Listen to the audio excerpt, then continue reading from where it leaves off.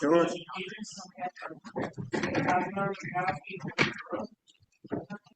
Much allegiance to the flag of the United States of America and to the republic for which it stands, one nation, under God, indivisible, with liberty and justice for all.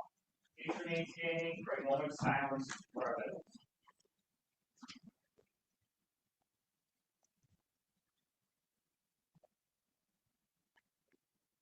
Central invocation this evening, Reverend Hassan. Father, as we stand before you today, Lord, and Father, we have this meeting and it'll be conducted. We pray, Father God, that people will have ears to hear what people are saying, speaking. There will be people who have other opinions, that we be cordial to each other. We show respect to one another. But Father God, we thank you for our elected officials. We ask, Father God, that you would give them wisdom, that, Lord, that this town, Father, would grow and be prosperous. We ask your blessing upon our police, fire, first responders, and especially all our service people.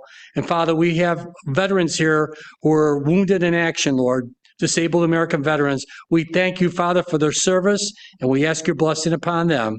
We leave this area, Father, this whole name. Amen. Amen.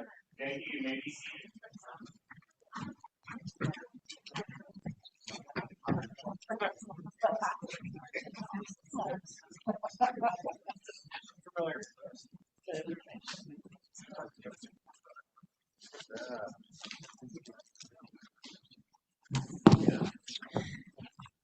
Councilmember Barbara Bukowski. Here. Councilmember Monica Elderkin. Here. Councilmember Tiffany Lewis. Here. Councilmember Brian Pilarski. Present. Councilmember Vernon Thompson. Here. Supervisor Brian Nowak. Present. We have 6 present. Thank you. I want to welcome everybody to the July 28th meeting of the Cheektowaga Town Council. Our next order of business this evening, we're going to get right into presentations, and we have 2. The first of which is an urban forestry presentation from the folks at Mount Calvary. So if the both of you can approach the podium and please introduce yourself as the clerk gets the presentation up for the public. Good evening, everyone. I'm Megan Hayen, the Executive Director of the Mount Calvary Heritage Foundation for Mount Calvary Cemetery. Okay. Good evening, Margaret Lapp, Director of Living Collections for Mount Calvary Cemetery. All right, thank you, Margaret and Megan. As you can see, the presentation is up, so the floor is yours. Tell us what you're working on. Great. Thank you so much for having us. So we are really excited to share. We have about 365 acres, and ultimately what we're looking to do is improve the tree quality throughout the entire cemetery. Just a little bit about us.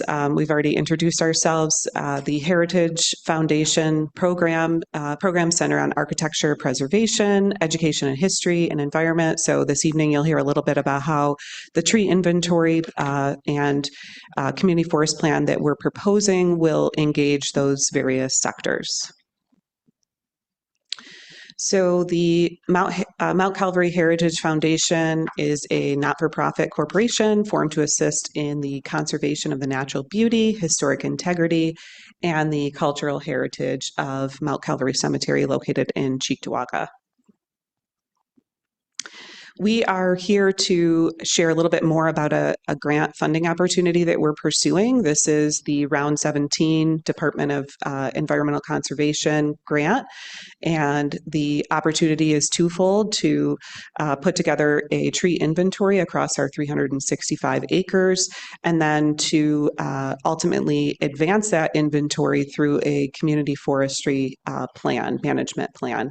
So ultimately what that would do is give us the ability to care for our trees, to reduce hazardous limbs, to make a plan ultimately for tree health care throughout. And this is part of the greater $25 million tree initiative that was put out by Governor Hochul. And so, as you can see, there's a huge investment that's going to be taking place in the community. There's $10 million total, and we are excited to put together our proposal and are looking for your approval. Next slide. So why trees? Of course, when you think of a tree, ultimately you should think of your lungs. Trees really do, if you all remember the Canadian wildfires that we experienced a couple weeks ago, our trees are working really hard to constantly improve air quality. They also are looking out for us from a stormwater management standpoint, soaking up the trees. We are experiencing, as we know, a lot of intense weather events. They do also contribute positively to increasing property values. I'd be remiss if I didn't share the aesthetic value, and then, of course, providing the cooling zones for us in some of this inclement hot weather that we're experiencing. So as I mentioned, Mount Calvary Cemetery is 365 acres. We estimate we have about 2,500 trees to survey. We're ultimately looking to conduct this over a 4-year period. And Mount Calvary Cemetery includes Buffalo Cemetery, United German and French, which is our oldest cemetery, Ridgelawn Cemetery, Pine Lawn, and of course, Mount Calvary. So from an urban forestry standpoint, there are a number of goals. From a tree inventory standpoint, I've touched on a few of these, but this tree inventory project will allow us to meet regulatory compliance, to be able to appropriately identify planting sites for future trees, will allow us to take an inventory of total assets, and certainly reduce risk. So reducing risk to the public.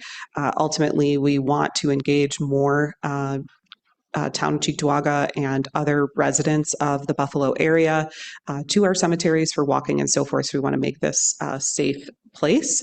From a community forest management plan standpoint, we do see the potential for community engagement.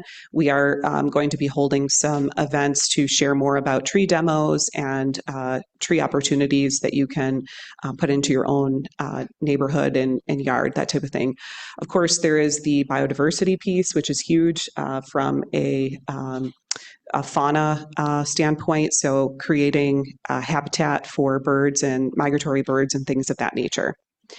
So the benefits are quite, as you can see, are quite exemplary. We're really excited about this grant proposal and thinking that it will only positively contribute to the town of Cheektowaga. Next slide. And just a quick quote, trees are as close to immortality as the rest of us ever come. So happy to answer any questions you may have, and thank you very much for your time. All right, thank you. I'd like to open it up with a question regarding the grant application. Now, your Mount Calvary is making application for the grant and is simply seeking support from the town of Cheektowaga in terms of a letter of support. Just to be clear for the record, you're not seeking the town to match your grant. You're not seeking money from the town, simply a letter of support to pile on and say, all the folks in the community that want to see Mount Calvary be awarded grant funding, correct? That is correct. Okay, thank you. I'll open it up to the rest of the board with any questions, comments, concerns. Okay, seeing none, hearing none. I think we're all set. Thank you very much. Thank you. Thank you. And under our suspension of rules tonight, you're going to see a resolution that would approve the letter of support for us to consider. I'd like for us to take as our next order of business, it's not on the agenda, but to allow Doug Redman and folks from the Army Corps of Engineers to approach the podium and speak with us about the Scajaquada project that was on the agenda for the last meeting. So Awesome. Yeah, thanks for having me. And yeah, I have a couple folks back there just kind of listening and help me out with any questions. Jack Ambrosi, who's the planner, and Madeline Dewey, who's our program manager, and I am the project manager here. So I'll be speaking to this today. So two things I want to do today. First, just give you guys an update on what's the scope of this project, what are we looking at, and then two, take your questions regarding just the funding piece and kind of where we're at with the whole grant process, because we've been trying to work together just to try and figure some things out on both ends, from the federal and the non-federal side. So diving in first to the project. So what's happening here? So USACE and Buffalo Niagara Waterkeeper, we studied ways to figure out how to restore the ecosystem in and along Skajackwada Creek in Cheektowaga to help offset negative environmental impacts that occurred from the FRM project that happened back in the 80s. Next slide, please. So essentially, construction of that FRM project required permanent channelization and modification to Skajackwada Creek as tributaries that resulted in those adverse environmental impacts. So that's what we're, again, trying to address. So the measures developed, we wanted to try and offset those negative impacts while not impacting the FRM project and its benefits at all. Next slide. And just a little background on that FRM project. So again, back in 1981 is when it was constructed. The purpose was protection from floods with a 100-year reoccurrence interval. It required 6 miles of improved channel. The non-federal sponsor was then New York State and town of Cheektowaga, and the responsible owner and party is the town of Cheektowaga. Next slide. So the study authority that this feasibility study is under is the CAP 1135 program, project modifications for improvements to the environment. So under this study, we're allowed to plan, design, and build modifications to existing projects, which in this case is the FRM. So next slide, please. What are our objectives for this? So why do we want to do this, right? So we want to improve the wetland and the quality of the environment there. We want to improve shoreline, that riparian habitats, improve in-stream aquatic habitats, and help improve sediment and nutrient transport along the creek there. So those were our objectives and what we're trying to get out of this project. And just as a background, so we have came to the board before, and we have done public info sessions. Just a background, we've had a couple scopings go out just to kind of, for the public to look at and review, and we've had public meetings where they came and we did questions and poster board sessions. So we've been trying to engage the public a lot through that. Last year, we also did a site walk with residents. I think we had about roughly 15 or so residents in the community around the area that we walked along and the creek there and just kind of talked about what the features could look like and stuff like that. So we're trying to, get the community engaged and also come before the board and keep you engaged as well. So I just wanted to highlight that quick. So in terms of the recommended plan, so the recommended plan is the Cheektowaga Town Park two-stage channel. The main features, riparian buffer establishment and two-stage channel construction. So the area restored would be roughly 5.32 acres, among that being roughly 2.87 acres of total riparian zones, that vegetation, roughly 1 acre of floodplain bench, and roughly 1.4 acres of improved creek habitat. So those are our goals of what we'd be looking to restore with this project. And the landowner in this case is the town of Cheektowaga. In terms of schedule, so where we're at right now. So a lot of stuff up here, but 1, 2, and 3, and 4, we've done those already, and we're closing up 4 right now. So that is the feasibility study and environmental assessment piece. So essentially, we developed a report. We have a recommended plan. We're looking to get that signed off on at our level. And that's when we'd want to jump to the next stage, which is where we're kind of getting to now, which is the PPA phase, that project partnership agreement phase, where we want to come into agreement with the town. So now we're at the point in the process where we want to start working out details, what that looks like, and start engaging the town as we are today to start trying to figure out those next steps. Beyond that, I just proposed a tentative timeline, right? So these things can obviously take time, and it's not gonna. This is not set in stone here, but essentially, once we get this signed off, which we're targeting for August, or we're anticipating. Typically, these can take roughly 6 or so months, potentially more, to be able to come together and figure out the agreement. And then from there, we could maybe anticipate design, pending the federal and the non-federal sources of funding coming together by the fall 2027. It takes about a year for design, which would put us into fall 2028. Following that, we'd get contract awarded, potentially starting construction in the spring of 2029. We anticipate it only being 1 season of construction, which would put us towards the end of the summer in 2029. And then upon project completion, that's when the O&M would be handed back over to the town, which we'd anticipate for the end of fall 2029. So I just want to give a quick schedule and what the thought process would be like as we keep moving along here. So that was the background. I'll leave this one up. This is a schematic that we made in partnership with Buffalo Niagara Waterkeeper, just to kind of give a better rendition than just a normal kind of project overlay that I had on the previous slides. But I'll pause there on that. And then in terms of the funding piece, where we're at with that is how it works is for these CAP 1135s. So 75% federal, 25% non-federal. We put a capability in for that 75%. We do not have it on hand yet. That's something that we express, and it could take a year, 2 years for that federal capability to come into play. In the meantime, we want to work concurrently with the non-federal sponsor to figure out ways to get to that 25% match piece that we require for this project. The total project cost is $6.7 million. The federal portion would be roughly $5 million. The non-federal portion would be roughly $1.6 million. So in order for us to move to that design and implementation phase, we need both pots of those money. We need that $5 million from the federal side, and we need that $1.6 million from the non-federal side to come together to be able to move forward.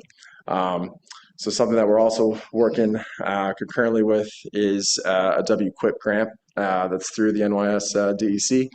And what that is a reimbursement grant. So once we get those two pools of funding together and we start moving forward and doing expenditures on the project, the town would then take those invoices or expenses to the DEC to then get reimbursed on that funding. So that's the pathway that we're looking at right now to reimburse the town there. But the one thing I just want to be clear on is that we do need that 25% upfront along with the federal portion to be able to actually start implementing the project and getting to that reimbursement portion. So I'll pause for comments, questions on that. We've had an opportunity to talk a few times in between meetings, including earlier today. So I'll open it up to the board first for any Sure. questions they may have. They may cover the other ones that I do. So Sounds good. we'll start with Councilman Pilarski. I got a handful of questions here. So of that 1.6 match, can that come from the state? But then the state's piece, do they require a match? So yeah, we don't specify on how the town can get that $1.6 million through this specific grant that we're going through right now. It is a reimbursement one, so no money comes up front. But if there's other grants or other options that the town could look into, we don't specify on how that happens. So you could go for a state grant where the money comes up front. But the one that we've targeted has been that WQIP again, which is that reimbursement grant where it's paid after the expenses are made. So does that answer your question? Kind of, yes. So that grant right there does not require a match. So that grant requires, the way this one works is that grant, I don't remember the percentage, but it requires a match of some other money outside, which the federal government, we've confirmed with the DEC that once that federal government money, if and when that federal government money comes in, that can act as that match that's required for that grant. So that would be the local or share, or however you want to call it. Our federal portion would work out for that, what they need for that cost share on that one, if that makes sense. All right. And then, I don't know, this one, I'm definitely going to need to chew this a little more. This one's a tough one. I mean, it looks a beautiful project. I want it, but do we need it? Financially here in the town, 1.6 million to go far away. And we're already talking, hey, what's the next budget going to look like? So to add a 1.6 match in there for this project, it'd be tough for me right now without, saying, hey, it's coming from the state. Even for reimbursement, it's tough because then we either got to front that via bonding or take it out of our reserve and then wait for the state to pay us. And, waiting on them for a payment back takes a while as well. So it's like, this is a tough one. What came first, chicken or the egg, you know? So I got to chew on this one a little more. Understood. I have a follow-up question from my last question. Yeah. As far as the reimbursable grant portion of it, I know the question was the federal government, why couldn't they put up the money first before us if they have the bigger pot of money?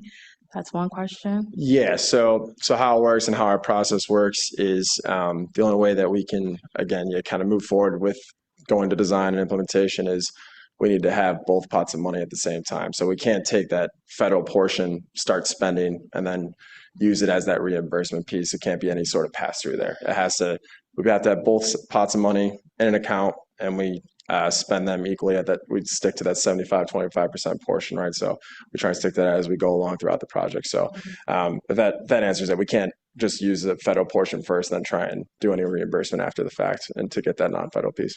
All right. And then my second follow-up question would be, what long-term maintenance obligations will remain after construction, if any? So yeah, as part of the design and implementation piece, we do develop a manual for the town, but the way that the team sees it right now is I think it's ultimately end up as less of a burden on the town in that area of the park, which is also what we see as a positive there. I think less mowing and things like that. So the goal is not to increase that burden, and hopefully is to decrease a little bit and keep make it a positive impact there as well. Thank you. Yep. Sure.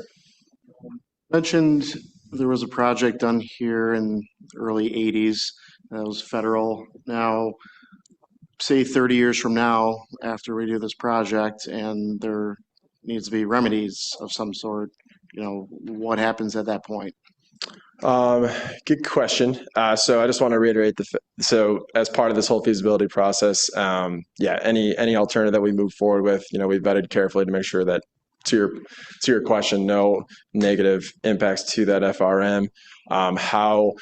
How it works if for some reason something happened with the FRM project, I'm not totally sure off the top of my head. I could get back to you on that one though. I don't want to give any wrong information there, but I just wanted to, reiterate that that was part of our vetting process and a thing that we took very seriously in this portion to make sure that there was no impacts to that FRM project and its how it is its implementability through. So just wanted to reiterate that, but I can get back to you on that one. Yeah, that'd be great. Thank you. And last question is, this came up last board meeting about federal funding. And at one point, the federal government was restricting grant monies towards municipalities that were not cooperating with federal agencies. Is that something that's consideration since we've passed resolutions doing such? I don't think I have a comment on that. I think that's outside of this project and those things. I have no comment on that.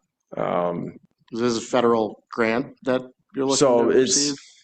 It's so the money that is through this continuing authorities program is given to us by Congress. So not actually like a grant, if that makes sense. It's we put our request in, it's appropriated by Congress to us, showing that capability of, hey, we have this project that we're trying to implement. So not technically a grant, but implemented through that way, if that makes sense. Yeah, if that's just something I'd love some clarification on, Sure. if we can get some certainty on. Yeah.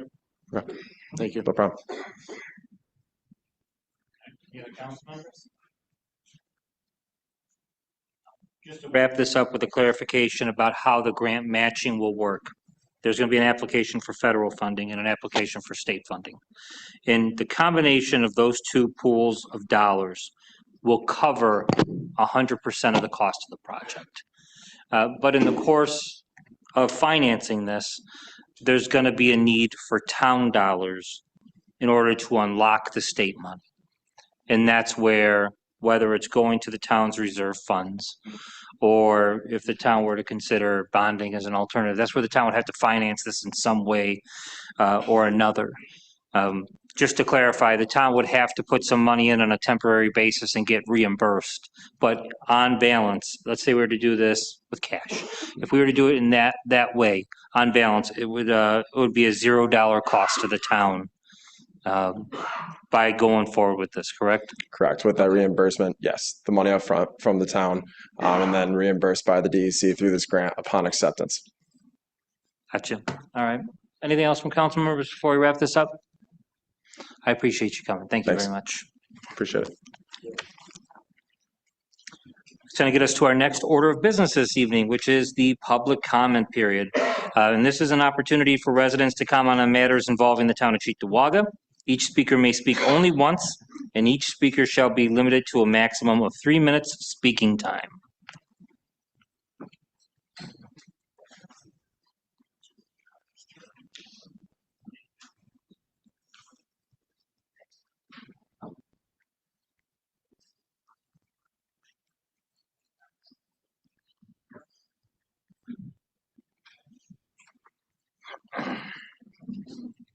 All right, we got 11 speakers signed up for public comment. We're going to give each person 3 minutes. I would like to make an exception for the first individuals signed up. We've got a handout here for disabled American veterans. If it would please the board, can we give the first speaker 5 minutes in case they need a little bit more time to get through this? This involves a tax exemption we discussed at the last board meeting.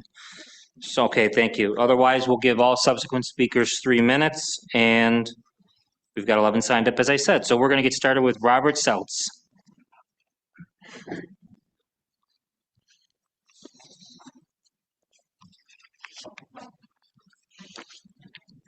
Good evening, sir. You have 5 minutes. Okay. I don't know if I'm going to need 5 minutes. You might have some questions afterwards. But good evening, Supervisor Nowak and members of the town board. My name is Robert Seltz. I am a senior vice commander for the Department of New York Disabled American Veterans. I reside in the town of Cheektowaga. I am also a Marine Corps veteran who served this great country. I am here to ask the board to take action and adopt the 100% property tax exemption for disabled veterans as authorized by New York State law. Disabled veterans in this community are living with lasting effects of their service, injuries, both visible and invisible. Many are on fixed incomes, doing everything they can to remain in their homes, maintain a sense of stability, and after serving this country.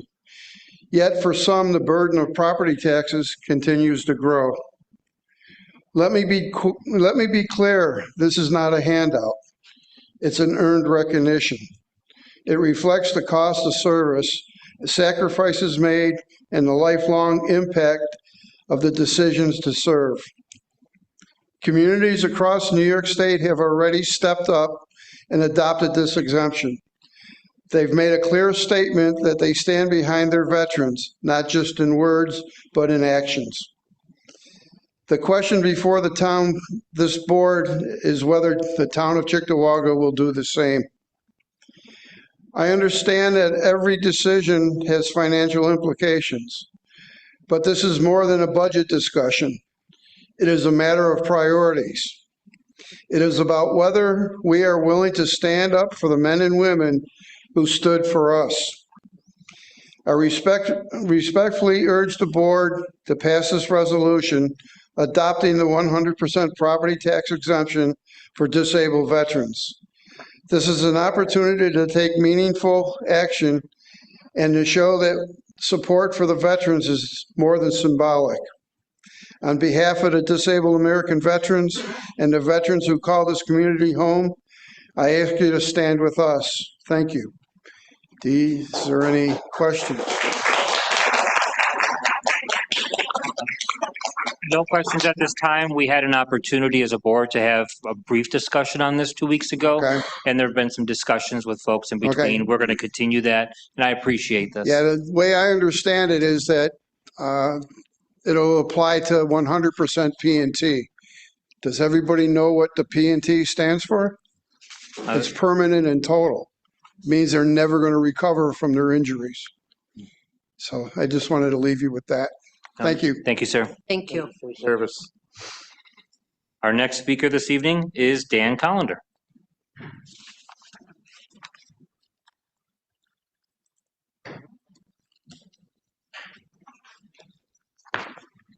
Good evening. I want to talk about 2026, 521, the Public Works. I want to know why there are no citizens going to be allowed on that committee. I think the citizens, I know they will get a vote because that'll have to go to referendum to be a Public Works.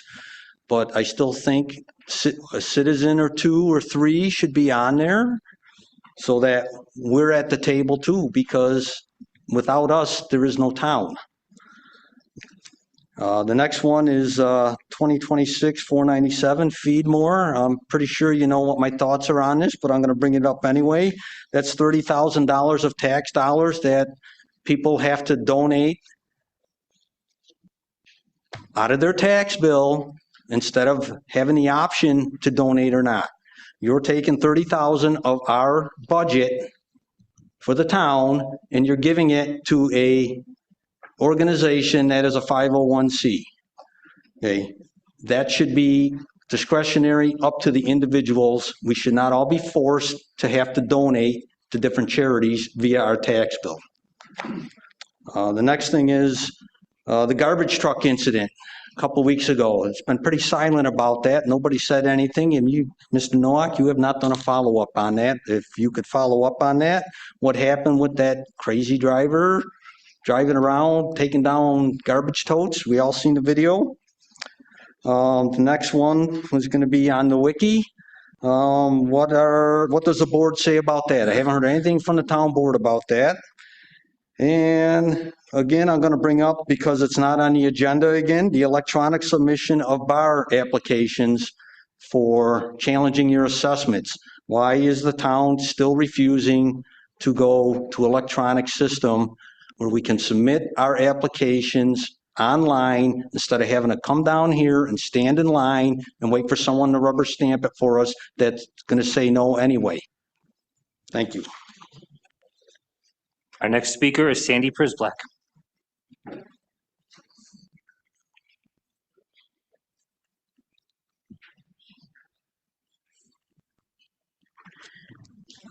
Good evening. I'm going to ask you to refer to the comments that I emailed in, because I'm changing it up. I'm going to speak on different things that I emailed in. So hopefully you all get a copy of that and can refer to it and see what I had to say. So 3 resolutions under suspension of rules I'd like to speak on tonight. Furnishing and installation of trees along town highways. It's just a notice to bidders. Let's get this done. Put the bidders out there. As chair of the Cheektowaga Conservation Advisory Council, more trees, a good thing. Also, the resolution 2026-520, the Skagway Creek Aquatic Ecosystem Restoration Project. I'd like to also see that passed. So we can get that funding going and get this project continued. They're doing great work over there. I don't know if any of you have been to the public meetings that they have held, community meetings, but it's very good, and what they're planning to do there will be a wonderful addition to the town park ecosystem, and very much needed. And the last one is the Mount Calvary Heritage Foundation. Yes, letter of support, let's do it. It sounds like a wonderful project to me. Like I said before, more trees, a good thing. It helps water, it helps drainage, it helps cooling, it helps the environment. It's a good thing. So thank you. That's all for this comment period. Our next speaker is George Barton.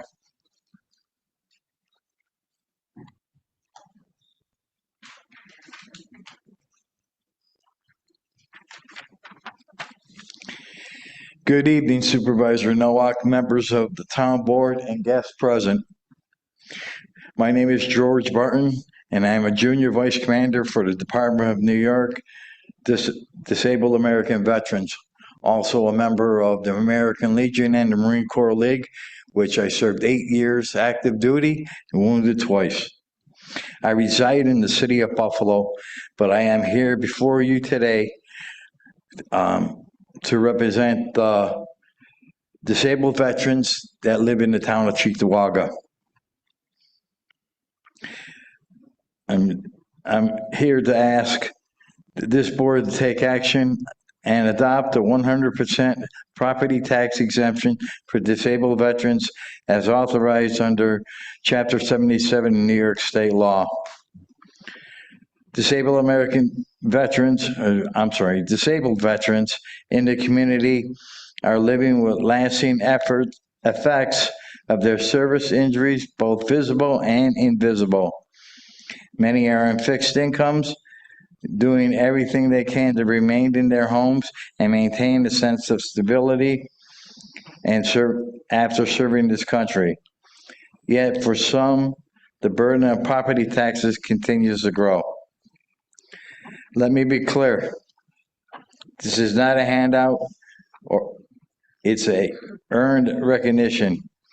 It reflects the cost of service, the sacrifice made, and a long life impact on the decision to serve. Communities across New York State have already stepped up and adopted this exemption. They made it clear, a clear statement that they stand behind their veterans, not in just words, but in action. The question before this board is whether the town of Cheektowaga will do the same. I respectfully urge this board to pass a resolution adopting the 100% property tax for disabled veterans. This is an opportunity to take meaning action and show the support for veterans is more than symbolic. On behalf of the disabled American veterans and the veterans who call this community home, I thank you. Thank you. Our next two speakers are from Mount Calvary. We've got Megan first. Is she still with us? Okay, and I saw Margaret leave as well. Oh, I skipped Rachel Martinez. I'm sorry.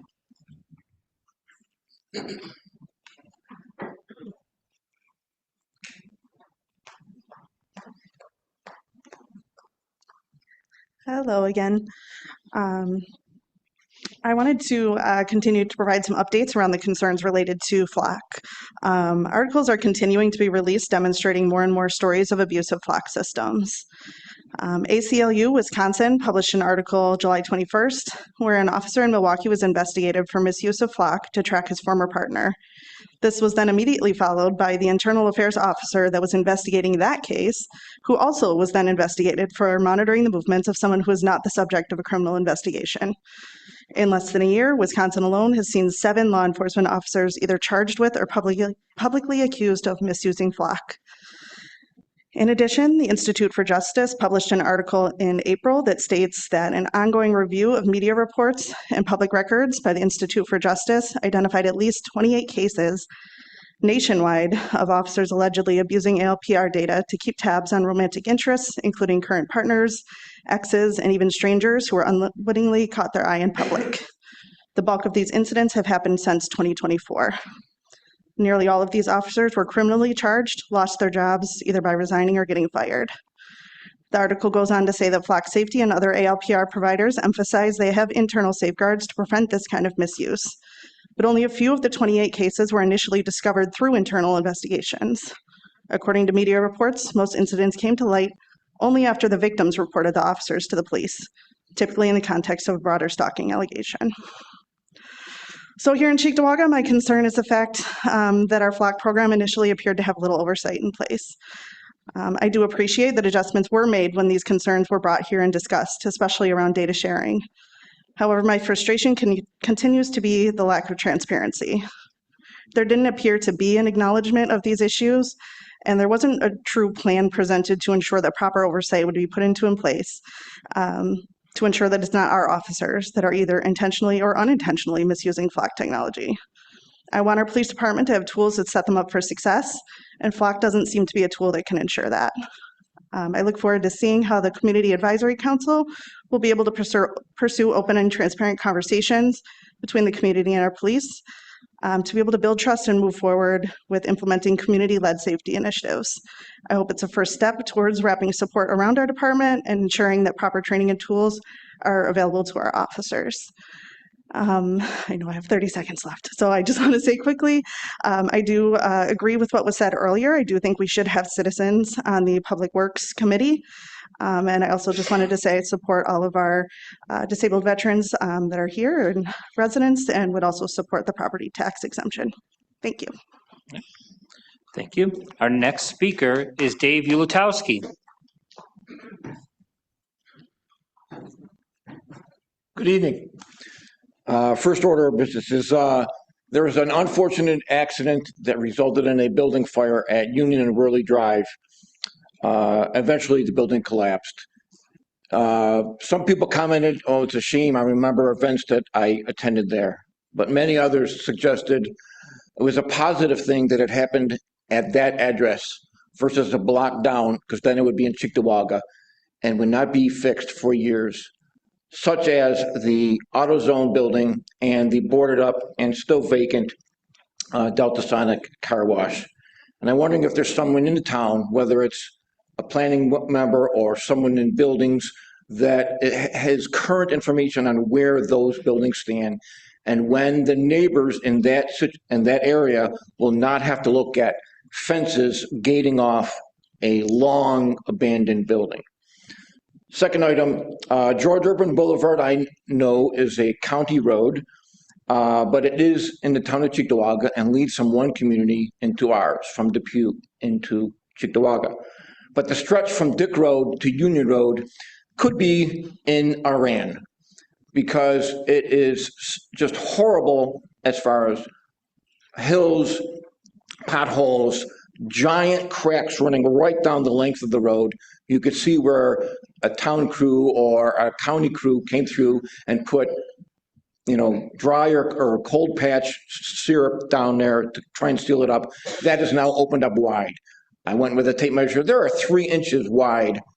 That is just going to exacerbate that issue. I wonder, it's not our road, but does our town highway person contact the county and say, hey, is this on your radar at all? Third item was the recently concluded Cheektowaga Polish American Festival. It was a great festival. I attended all 3 days, but I did hear some conversations from people regarding the $2 for parking. I thought that it was extremely nominal, but they alluded to the comments from the president of the Polish American Congress of Western New York Division that was needed to offset costs because the financial assistance from the town has greatly suffered. So I suggest that maybe we look at forming a committee that would be all-encompassing for all public festivals that we sponsor in our town parks and maybe create a budget line. I know we're tight for money, but that would cover the Polish Fest, the German Festival, your Winter Carnival, and all the festivals that we give our residents for quality of life. Thank you. Thank you. Our next speaker is Wally Carriero.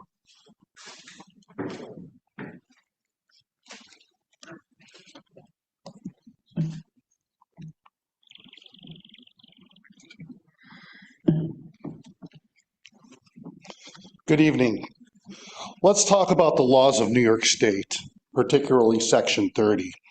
Every office shall be vacant upon the happening of one of the following events before the expiration of the term: death, resignation, removal from office, or ceasing to be an inhabitant of the state, or if local office of the political subdivision or municipal corporation of which is required to be a resident when chosen. We may not be familiar with that, but Mr. Nowicki violated that law when he signed his new mortgage agreement. According to the B article, he stated he told friends, political contacts, and others in the community he was going to live in his house in Cheektowaga while his wife lived in his new home in Buffalo. Who did he discuss this with on the board? Who knew back in April 17th the guy was going to move to Buffalo, but yet continued to keep his seat in the town of Cheektowaga until it was exposed? I'm curious. Got a few friends on the board, I'm sure. Mr. Fowler, we need you to investigate this because the town was frauded by these actions. Mr. Kraus, we need to pursue reimbursement for salaries and benefit costs. Again, the taxpayers of Cheektowaga will not stand by while fraud, waste, and abuse is happening in our town. We demand better. Please review the New York State Law, Section 30, protect residents and not will protect residents, not above the residents, and may Mr. Nowicki didn't fraud the town. And if he didn't fraud the town, he frauded the mortgage company. And I'm sure they're going to like that determination as well once they find out. So either he's wrong or he's wrong. Either way, it's not right. Another comment I have is on Feedmore. Feedmore collects grant money from everybody. We're giving them $30,000. Last year, there was this big thing about how much the executive director makes, the new warehouse they built. What have we built for the residents of this town? We have no major projects going on. We're scraping the bottom of the money. You're talking about removing the tax cap and going upwards of 10% tax increases for us. And this guy's getting $30,000. Wally Carriero would like $30,000 too. Find it for me. Thank you. Our next speaker is Lynn Diermeyer.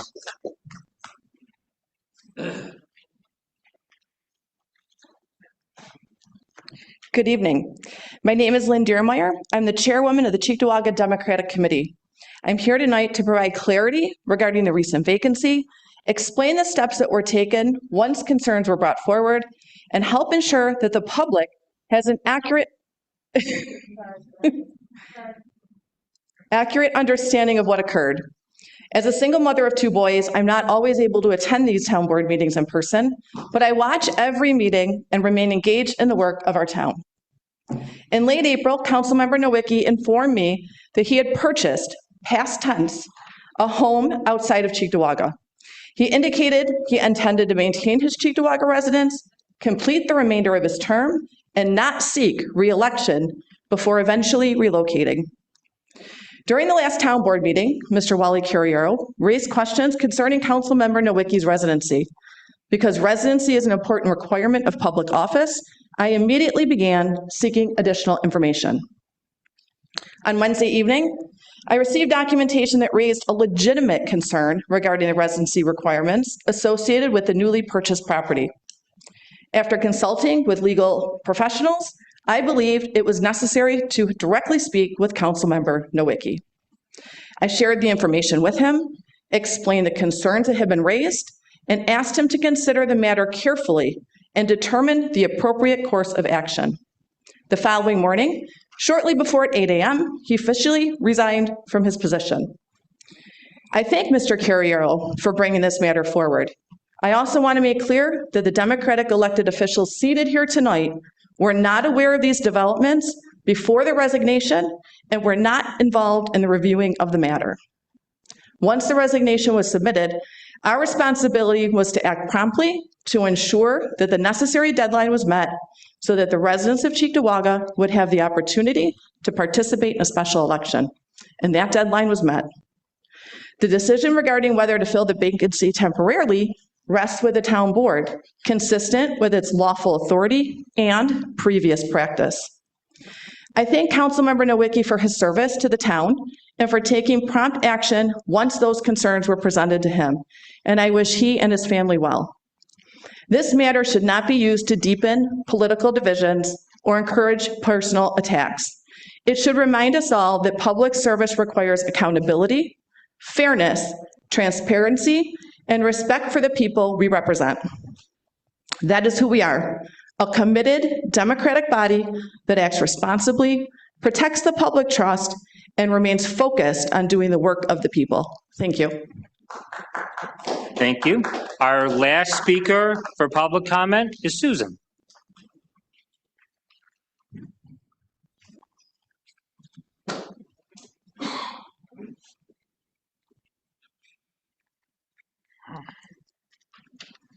Good evening, everybody. So my comment is kind of piggybacking on what Wally had to say. So I'm going to read what I wrote anyways. Mr. Nowicki violated Public Office Law, Section 30, Section D, when on April 17th, 2026, he signed a mortgage paperwork saying that he was going to that he was to be his new purchase, was to be his new residence. According to the article in the B, Mr. Nowicki said he told everyone, friends, political contacts, oops, sorry, I'm going ahead of myself here, that I'm so sorry.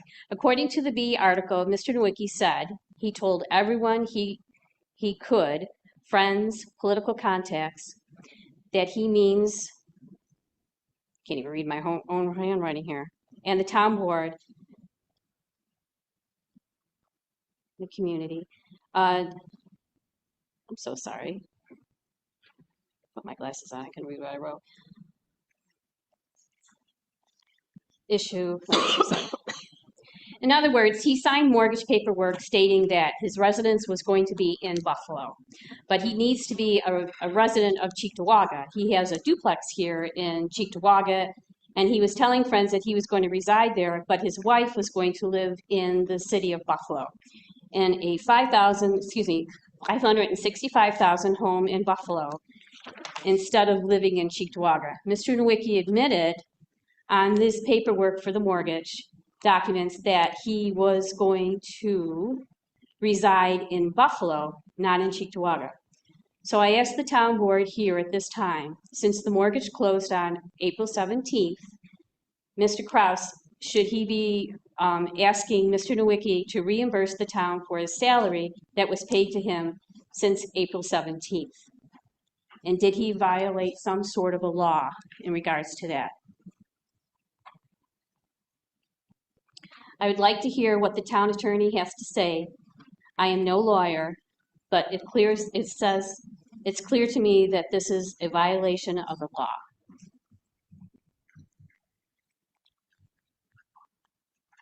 Thank you. I should read out loud when I'm writing something when I'm done. Thanks. We're going to move on to our public hearings. We have 3 tonight, the first of which is a special use permit for 2013 Walden Avenue.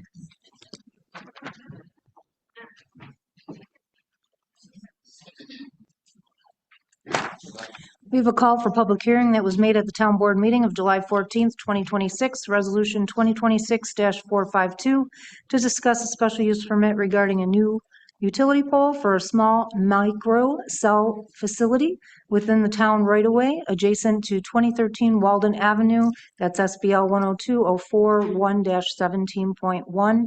The clerk's office received no comments regarding this matter.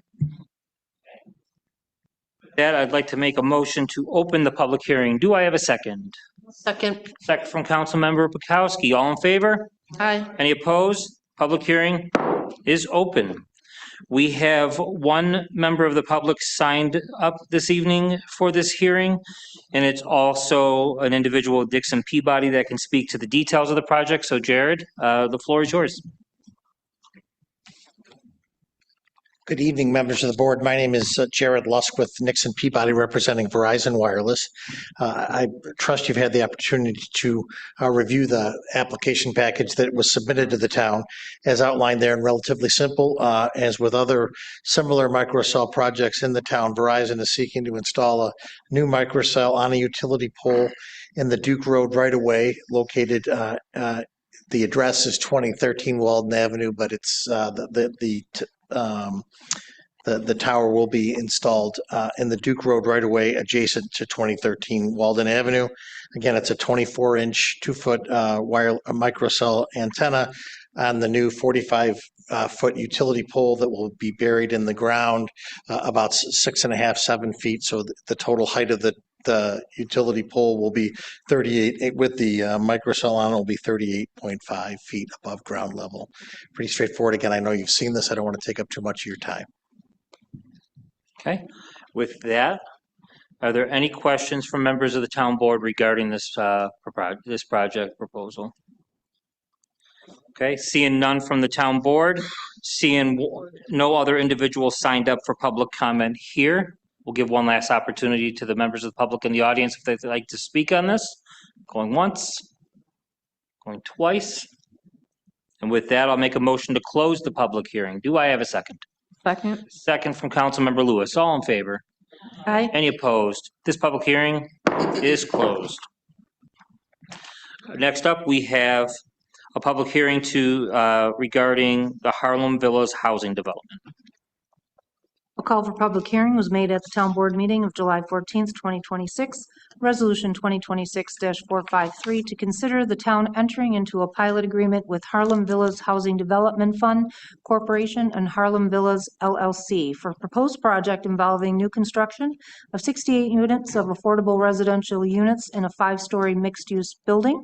The mixed use will contain 55 one-bedroom units and 13 two-bedroom units. It'll be located on Harlem Road, and it involves parcels from Harlem Road, Viola Drive, and Creekside Drive. No comments were received from my office on this matter as well. Right, and with that, I'd like to make a motion to open this public hearing. Do we have a second? Second from Councilmember Pilarski. All in favor? Aye. Any opposed? Public hearing is open. And we have 3 speakers from the public tonight. The first is Dan Collender.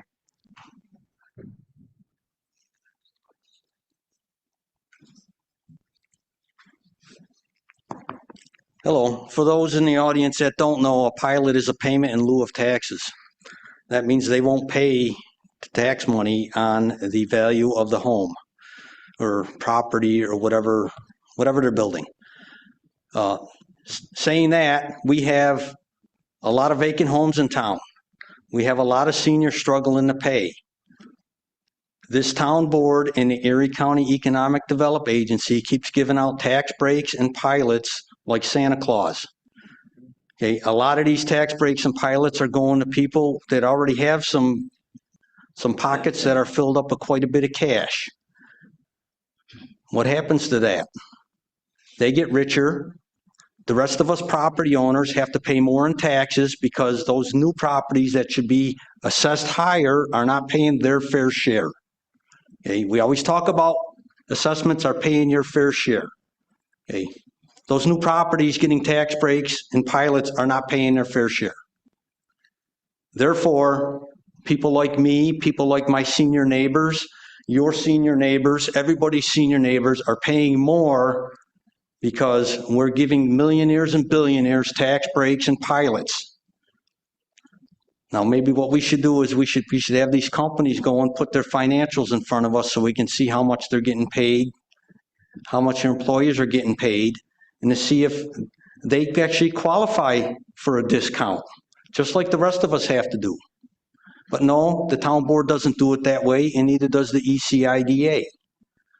So I'm asking the town to not give them a pilot, let them pay what the property is worth, let them pay their fair share.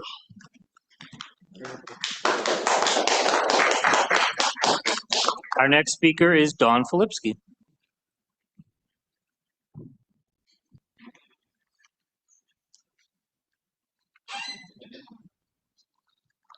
Hi, everybody.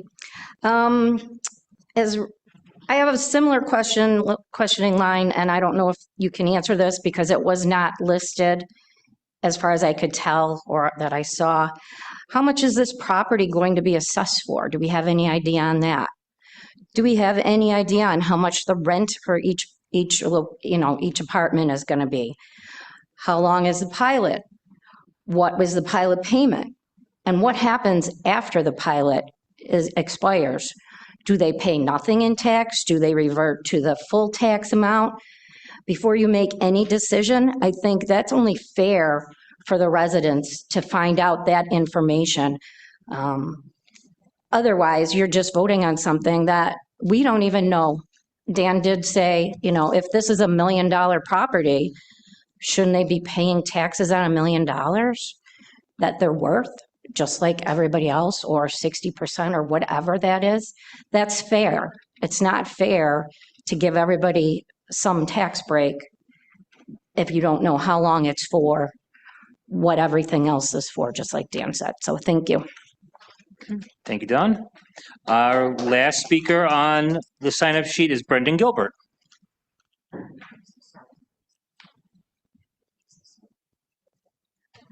Thank you. Good evening, Town Board. I'm here to speak against granting a pilot agreement to Harlem Vias. The reason is simple. I'm a person who lives in this town, and because of that, I am tied into the assessments and the assessment rolls that are made by this town. Each and every pilot agreement is an individualized agreement to take one property owner and exempt them from the rules that apply to all of us. I agree completely with Dan Collender on this. This should be shot down. Town board should not offer these as incentives. And for a 68-unit development, that can stand on its own with a healthy rental market like what we have here. I'm sure that those who are interested in discussing the good cause evictions would care to go ahead and hear this too. Because every time we take a property off these tax rolls, we subject those disabled seniors that were in here earlier to pay more. Even if we do grant them a 100% property tax exemption from what they pay, they, like all of us, are also left here to shoulder the burden from the corporate welfare that we hand out when we make pilot agreements with developers of market rate homes. Thank you. Thank you. And while we have no one else signed up for comment on this hearing, we do have Trey Barber and I believe a few others, Tony DiArpino's here as well, working on this project and representatives of it. If I can invite the both of you to the podium and work to address some of the questions that were raised in the comments regarding the length of the pilot, the rents, the property assessment to the best of your ability.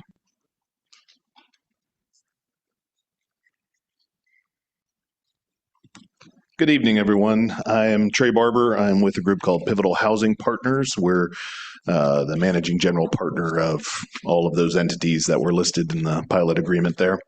The pilot agreement that's presented here today and the overall project has been a project that's been in discussion with the town and going through the process since about early or fall of 2023, I think is when we began the discussions. The project itself is an affordable workforce housing project that is utilizing resources from New York Homes and Community Renewal to provide long-term permanent affordable housing for the residents of Cheektowaga. The project itself, along with being an affordable housing project, does have 30 units of housing reserved for veterans, as well to be providing services through another partner that we have, Eagle Star Housing, that provides homes and services for our veterans in the community. So the overall project is a little complex with all the moving bits and pieces there. It is not a market rate project in terms of those capacities. We are utilizing tax credits to build this housing to maintain affordability for the long term. With that affordability component come restrictions that we have as the developers in terms of the rents that we can charge. And now at the beginning of the project and throughout the entire lifespan of the project. So we're not able to increase rents to what the current market may be, whether it's in the first year or year 15, depending on how the rest of the community is going. The goal of the project is to maintain affordability for those that need housing and need permanent affordable housing. In terms of the span of the pilot, this is a 15-year pilot.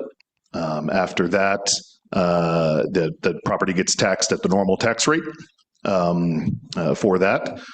So it does have an end to it, and then after that, it reverts back to the normal taxation that's there. Where in terms of, there was another question about the assessment. The assessment of the property is based on New York State finance law and Section 42 of federal law that governs sort of the tax credits and how affordable housing is dealt with in the state of New York. And Erie County has passed legislation probably in the late 90s regarding affordable housing development. And they set the standard for what the taxes can be for affordable housing. So it's 5% of gross income that the property develops or the property makes. So it's not necessarily a set assessment like you may see on some other things. The pilot sets the standard by voting on this, does set the standard for what the tax will be. When and if this program is approved by council, there will be a set document outlining here is what the project will be paying for the next 15 years in terms of taxes with cost of living increases to that tax bill. So that's generally how the process works. And the reason it's set up this way is because of the rent restrictions that come with the project. So because we can't adapt to the market the way the market does with the way that the program works to provide long-term affordable housing, the projects would not be able to happen, would not be able to be built without an understanding of the long-term set tax rates that we're here presenting for you today. So in terms of this particular project, as opposed to a market rate project, without these pilots coming forward before you, and we don't take this with any grain of salt, we understand that this is a big issue and a big concern. and we take it seriously. But these projects wouldn't be able to happen. The long-term affordability, the rents would have to go up, and we'd be working on stuff that isn't serving the clientele and the veterans that we're trying to serve here in Cheektowaga. So that's how the program is set up. I'm happy to go into more detail on it, but I think most of you have been briefed, on how this program works. But just trying to make sure everybody is aware. 15 years, it's set at 5% of gross income that the project makes. And after 15 years, it gets fully assessed and goes back on the tax rolls in a normal way of looking at things. And again, this will allow the construction of 68 units serving veterans and those in need in Cheektowaga to have a nice new space. There is also a commercial space within the building as well, about 1,500 square feet that goes into that as well, that we'll be looking to program with neighborhood serving retail or something to that effect as we move forward. So this is just sort of step 2, maybe in a long line of getting this project across the finish line. If we're not able to pull all the financing and everything together, then this pilot will be null and void and go away. So thank you for your time. I appreciate it. Oh, I'm sure we'll finish this up with any questions that board members may have. I have one, and that goes back to one of the questions that came from public speakers about the rents. Do you have a sense of the rents for the units? I know there's a bunch of 1-bedrooms there. There's some 2-bedrooms. If you can talk about that. Yeah, so the rents are set, are sort of standardized by the federal government. This project is utilizing federal tax credits to make this affordable housing set. So for 1-bedrooms, the max rent that we can charge is $758 a month. And for a 2-bedroom, the max is $1,135, but most of those are around the $906 mark. So all of that is outlined in the agreements that are, put forth in front of you all today. So those are generally what the rents go for in this particular development, and that will be maintained throughout the 15 years, that the pilot's there. That will open up to council members for any questions, comments, concerns. So I have a handful of questions. Now, I want to start by saying Dawn was spot on with all our questions here. So your target audience, you're saying veterans, poverty, I'm going to assume single women with children, domestic violence, all these buzzwords. So we heard the same spiel with a Villa Maria project. They come in trying to pitch the veterans first. Sure. They didn't get the state funding, then they went a different route to where the funding was in the state, and they were looking for poverty funding and all that stuff. So it just troubles me that, we had a presentation earlier today for the tax exemption for our veterans, which I support 100%. Now we're looking at a pilot here, which would move the burden onto other residents. I feel more comfortable moving a burden of tax exempt for our veterans onto the residents than I do multimillionaire projects and stuff like this. So it's tough for me to swallow this pill right here. 15 years, that's a very long time. The building depreciates. It's not brand new anymore. It doesn't hold its same value. So that I have an issue with. How many of these 68 apartments are geared towards veterans? 30. 30. And that, like you said, you've heard a lot of the buzzwords and all of those things, but that does come with working through New York State. We have what's called an ESHI grant. Forgive me for the acronym. I don't remember what it exactly stands for. Empire State Supportive Housing Initiative. That's what it is. That award was given to us and our partners there to help subsidize the units for those veterans. So and that will provide fully furnished apartments for them as well as supportive services that they may need, those that may need them going forward from our provider and partner at Eagle Star. I've got a couple more questions if you guys don't mind. So 30 apartments out of the 68 for veterans, and we're very fortunate right now that we actually have 2 veteran housing projects going up. Building right now, end of the year, next year they'll be all done. Is there a need for a third one? Unfortunately, Did you do yes. the- Did you do the market study on it? Yes, Okay, just yes. double checking on it. Yeah, yeah. And then, how much do you have committed to this project via capital right now? First, how much is the project? And then how much do you already have committed, whether it's grants through the state, federal government, and private? Yeah, so this is part of the chicken and the egg process that we go through on these. So the overall project cost is about $35 million is what the investment will be to build this building. Through that process, we have Empire State Development funding that's committed to this. We have some other home funding that's committed to this project, some county funds that are committed to the project, and then the other biggest component of the funding for the project are these tax credits that we use. These are federal and state tax credits that are generated to specifically address the affordable housing need across the country. Each state gets an allocation from the federal government. This program came about in the 80s as a way to address affordable housing needs. And New York HCR is the grantee agency for New York State. Those credits go to the state. The state then determines how they would like to allocate the credits across the state to those projects in those communities that most need it. And so they have a process that you go through that you have to apply, for these credits, and essentially say, this is why this project is important. And then you get awarded the credits, and then we go through a whole financing process to syndicate and sell the credits and utilize the money that's generated through those credits to build the building.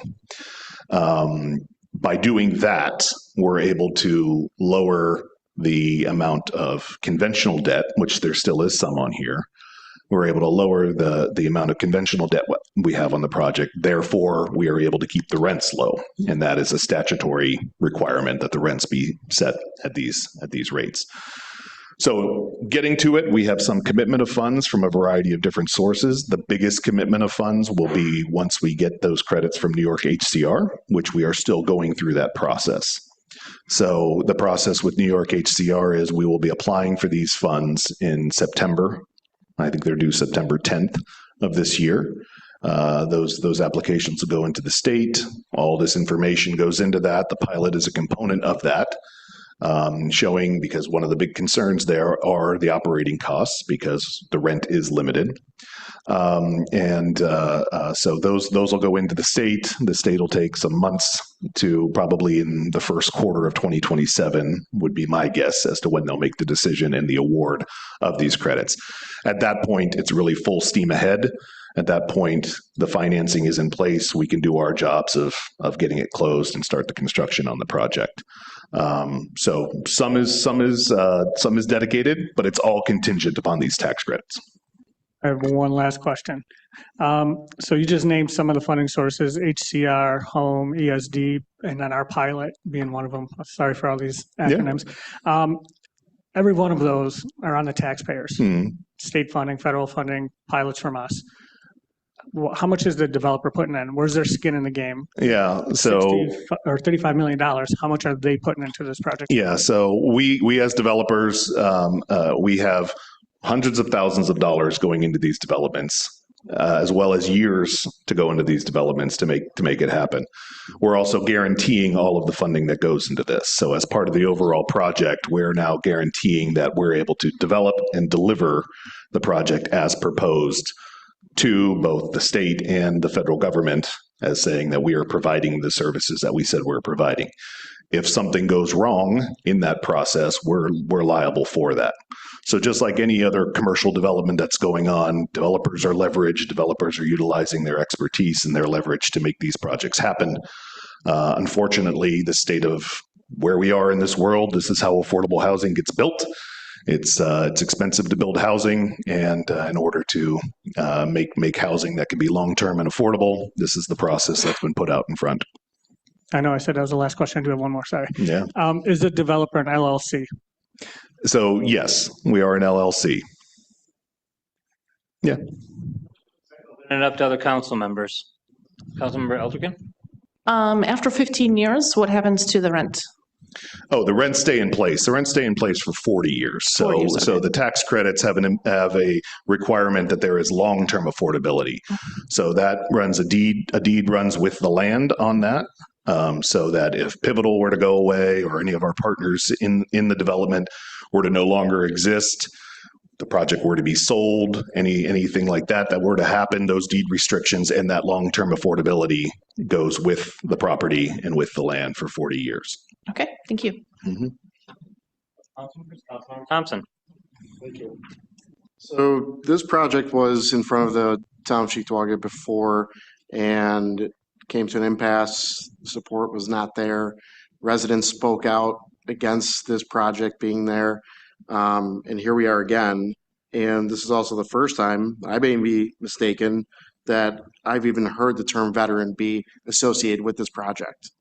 So I'm not sure where that came from, if you could speak to that. Sure. Yeah, I can speak to that. What So changed? when the project started, Pivotal, we as a developer weren't involved in the project. So we came involved in the project here in the last year and a half.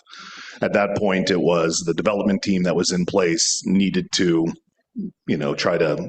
was empowered to try to figure out how to make this project work, for the residents of Cheektowaga. So we were brought in as developer to help come up with that. In those time periods, we did some studies, did some additional understanding to try to understand the veteran situation. Veteran funding became available, it became an opportunity for us to do that, and we saw an opportunity to marry the two projects together to solve multiple problems or multiple concerns. So multiple concerns, as in this resolution, it states this is a vital public interest of the town and the county of Erie. And it was mentioned the ECIDA earlier. Do they have a stake in this as well that you're related to? The ECIDA is not involved, no. Okay. Another question as far as the pilots. So once that goes away, I know you mentioned there'd be difficulties, having the capital up until that point, but how are you going to have the capital to sustain this after the pilot's complete? Yeah, that's a very good question. So at that point, there will be a fork in the road where there needs to be a decision made either to understand what our current assessment is and evaluate that based on that. Then we can look at the situation of potentially coming back for an additional pilot or going through the appeal process. There still is an appeal process. I think it's called the 581A. Mr. Fowler might remember what it's called. But there is other mechanisms to go down to essentially say, hey, here's what this property generates. Here's what the property can pay in taxes. And then it just becomes more of a court issue. So this ability will allow us to everyone will know what we're dealing with, for the next 15 years. There is an established procedure through Erie County that they've set up for specifically around affordable housing.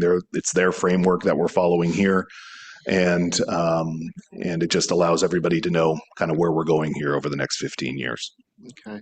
Last question here for you. So this is going to be a mixed-use building, and I recall there being concerns about parking. So if you have, 60 apartments, assuming at least 30 vehicles, at least, and then what about the potential shoppers? For Sure. that? Where are they parking? On Tony, do you Harlem remember Road? the number of parking spaces we have? I might have it in here. Pretty darn close to town. We actually, when we got full site plan approval initially, a year and a half ago, I believe it was, we met all the town codes in terms of parking ratios. And that was part of the mix. Plus, there's an additional banked area on the street, if I remember correctly. I just can't read what that says. Yeah, it was pretty close, I believe, to 0.75 was the ratio.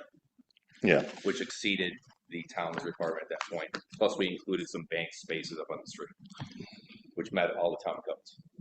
Okay, Once we and got the previous full site plan approved. Yeah. okay, And the overall commercial square footage, sorry to interrupt you, sir. It's about 1,600. It's a small commercial neighborhood serving facility. Maybe it'll be a coffee shop. Maybe it'll be something else.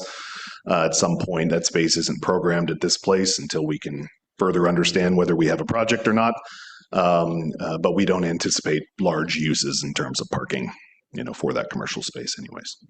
And just tying to the parking, I know there were concerns from residents who lived directly right next to this project or potential project, impeding on their property. So that's certainly going to be a concern, and Harlem is not a walkable area. I mean, you have the state directly across the street from you there. Yeah. So it's not really a walkable community to have this there.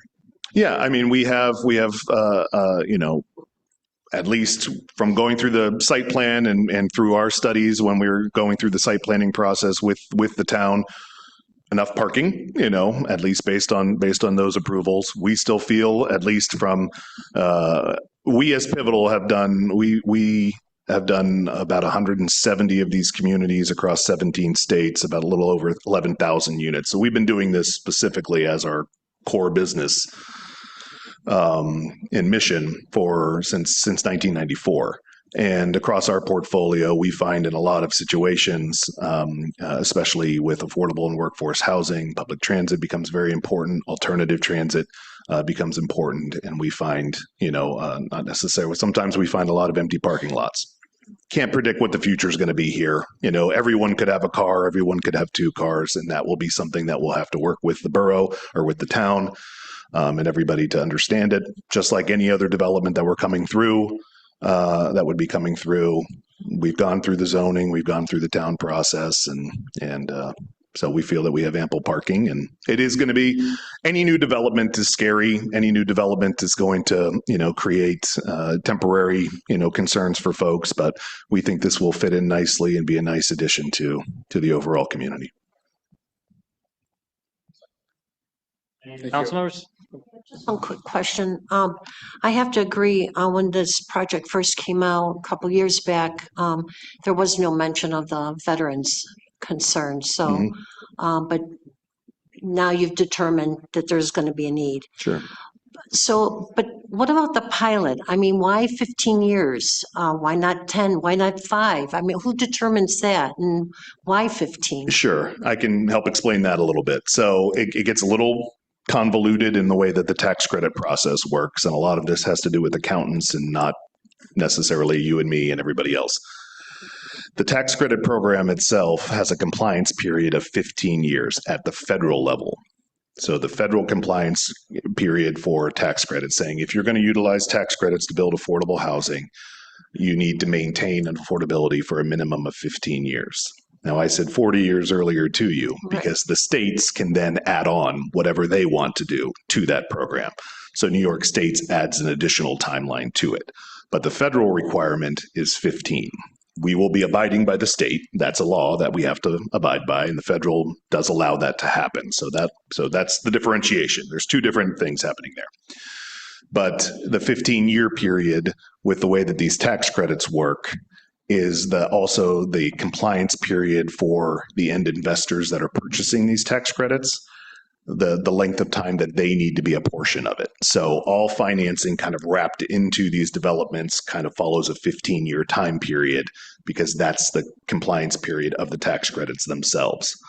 So it's a little convoluted. It's a little strange the way it all works, but that's just the way the program itself was created in the 80s when it was created. And then things have been added on to, by not just New York State, but a bunch of other states come up with their own additional things to it.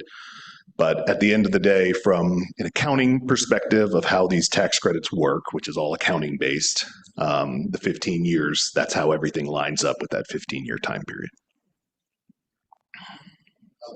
One last question, So it's been discussed throughout this meeting about vacant properties throughout town of Cheektowaga. Most in this room have known that. It's common knowledge. After pushback from the previous discussion of this project, and a lot of it was location primarily, why would we not explore other locations throughout town that could suffice? Or is that something you did? Well, this is a vacant site, that you have now. There are vacant buildings that are on it. So we will be taking care of a little bit of that blight problem since One story. The restaurant's closed. I understand all of that. There's a million iterations that can come about on how these things are. We'd be happy to talk to the borough or to the town. Sorry, I deal a lot with boroughs in Pennsylvania. We be happy to talk to you about additional projects, different things that happen. This is the site that was identified for us. It had the right size for us. It had the right locations to amenities, to the highways, to other things that we felt would be most appropriate, and that's how the site got picked. Yeah, one other thing to add, the previous supervisor actually suggested this site. That's how we came to this property originally back in the day. So the previous supervisor actually contacted us. We came down, we evaluated some properties, we started doing the market analysis. This was before Pivotal got involved. So the previous regime actually got us involved with this particular area because the Polish Villa was vacant for a number of years. Yep. Thanks. Yep. Councilmember Lewis? Yes, so if we only have 68 units, I'm interested to know how would that screening process look? And then additionally, will any application fees be there or any credit checks, or will that fall on the responsibility of the taxpayer, or will those fees be waived at all? So thinking kind of when you get into, if you get into the minutia of getting these units rented, what would that process look like? Sure. So we at Pivotal will be the property managers of those kind of 11,000 homes that we've created across it. We manage all of our developments. We manage for the most part. And so we have the majority of what our company is based on that compliance and operational side of things. The development side is much smaller. And so, probably out of the 300 employees we have, 260 of them are on the property management operations and compliance. So it's something we take very seriously. The tax credit and HCR rules and guidelines that we need to follow are very strict in terms of how we go about that process and making sure all of those things are fair. We follow all fair housing laws that are out there. So we are a fair housing organization in how we look at these developments.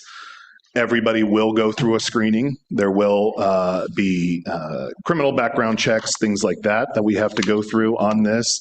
Credit isn't always checked because credit isn't always the best measure of people. And people's situations, things happen, and credit isn't always the best choice. So we do referrals, landlord calls, those types of things to understand who it is that we're working with. These developments you do have to have an income, to live here. So it's not for like a public housing site or something like that where you can come in and you're just paying a portion of what you make and you can live there. Here, when the rent's set, if it's $750, you'll need to be able to pay $750. So there are those asset verifications and income verifications to make sure that the folks can afford the rent and that they're not oversubscribed on that. And I can find out about application fees and those types of things. I don't actually know the answer to that, so I don't want to mislead you. No problem. I just wanted to know if it would be an expense to the taxpayers once they apply for these apartments. Will they have to pay this fee on an already, reduced income-based apartment? Or will those fees be waived? In terms of an application fee? Application fee, credit check fee. Those things. No, yeah, you're right. Okay. Any of those fees, and I'll find that information out. I don't exactly know, but there's not separate fees for all sorts of things. So if there is an application fee, the application fee is minimal. This is what we do. We understand the folks that we're operating with, and we have to abide by, the state regulations that we have there. So I will find that out exactly, what and if these application fees are, but nothing would be onerous. And I think for those that may have the needs, we'd be more than willing to waive those fees as necessary. Any questions from council members? A lot of what I would have asked has been covered previously, and much of the rest has been covered here this evening. Councilman Pilarski, to wrap it up. I have one last question. So you said the tenants would have to have an income coming in, employment of some sort or whatever. Will you be taking Section 8? We are a fair housing organization, so if somebody, it is not a project-based Section 8 development, but if somebody comes in with a voucher and they qualify, yes, they would be allowed to live here. That, I'm going to make a motion to close the public hearing. Do we have a second? Second Close from it. Councilmember Pilarski. All in favor? Aye. Any opposed? This public hearing is closed. Thank you. And that moves us on to our third public hearing this evening. Thank you, guys. It is regarding Chapter 195 and good cause eviction. Call for public hearing was made at the town board meeting of July 14th, 2026, resolution 2026-453 to hear all parties interested in commenting regarding a new local law, section 195, rental property or good cause eviction law pertaining to New York State's real property law, Article 6A. My office did receive one comment, which I will read after you open the hearing. With that, I'd like to make a motion to open the public hearing. Do we have a second? I'll second. Second from Councilmember Bukowski. All in favor? Aye. Aye. Any opposed? This public hearing is open. This good cause eviction was presented at the last town board meeting. We have 16 individuals, we have 19 signed up to speak. We're going to limit comment to 3 minutes. We got the clock on the wall. I think folks are familiar with what's being proposed in the most general sense. So we're going to start right from our first speaker, Militello. I'm sorry, I've got Jay Militello. John, the floor is yours, sir. Thank you. Well, I thought I had a speech already, but when I came in, it was nice. There was the Pledge of Allegiance, there was a pastor who gave a prayer, and it made me think during the pledge, one nation under God. Well, what does that mean? What separated our country from all of the other countries in the world? It was because our rights were granted by God and not the government. Okay? That's what differentiated us from every other country in the world. Well, slowly we've eroded that away. One of those rights that we have are to our property, the things that we own. And as John Adams said, property must be secured or liberty cannot exist. Okay, which I think is a great statement. So I was a small plumbing contractor. I've been in the town since 1992, and I have no retirement. So what I chose to do was secure my retirement with property. Okay, and I own doubles and I own some four families, and that is what I had planned to retire on. Well, I will tell you, it was a lesson learned in listening to the man that was up here, the developer, prior to being in the contracting world, having worked on these programs and having been involved with developers. I have an understanding and a little bit of a sympathy at what they work up against. The trouble for us is, you're attacking the symptom and not the disease.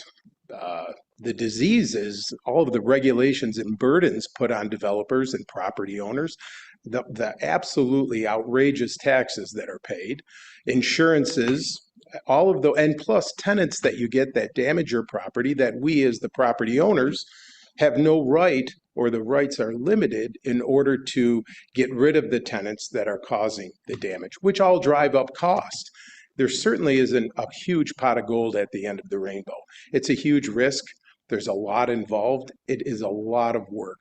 And to have that impeded by imposing this law, I don't understand where in our founding it says that the government has the right to infringe on my rights as a property owner.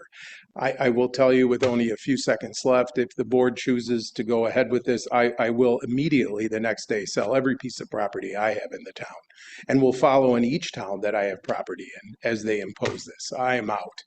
That would be the straw that broke the camel's back.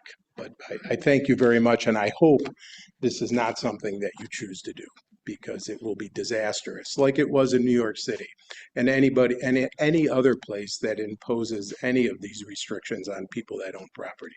Thank you. Thank you. Our next speaker is Dan Collender.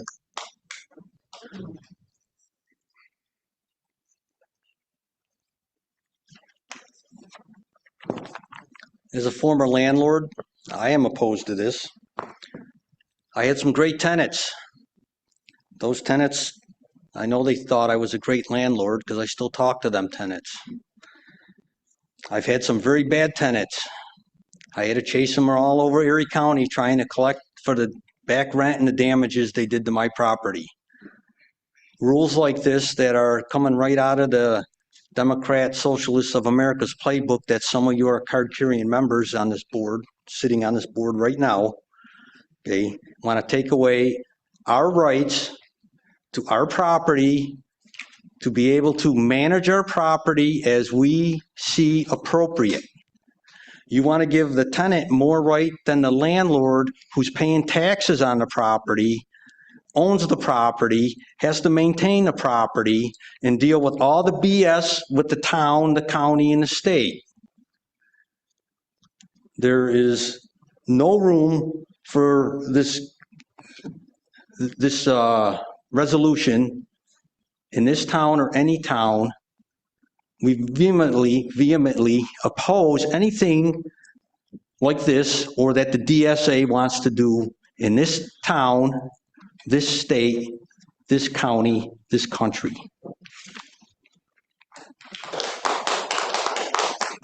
Our next speaker is Greg Stahl.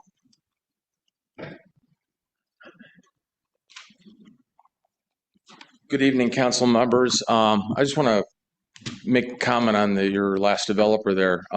That's $500,000 a unit, just to let you know. I would have also asked them how much they were going to earn, because they're going to pay 5% on what they're going to earn. There's going to be some fat pockets along the way. My rents, I own Woodwood Place Apartments on Harlem there in Cedar Grove, owned it for 15 years now. I call myself quality housing at affordable prices.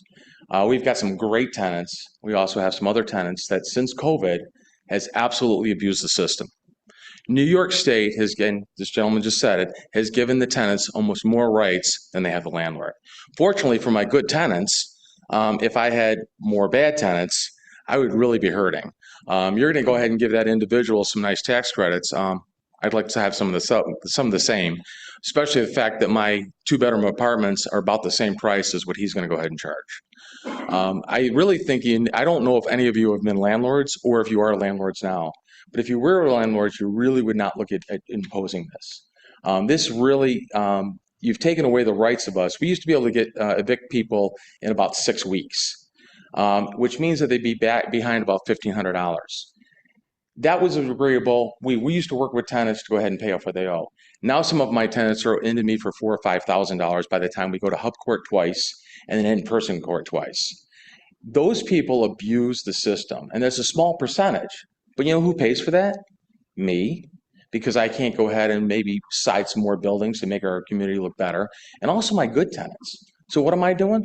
I'm increasing the rent on the good tenants to go ahead and pay for the bad tenants. So please do not do this. Really take a look. I'd love to have any of you come spend a couple hours in my office. I'd love to show you what we have there. I'd like to show you the quality apartments that we try to go ahead and provide.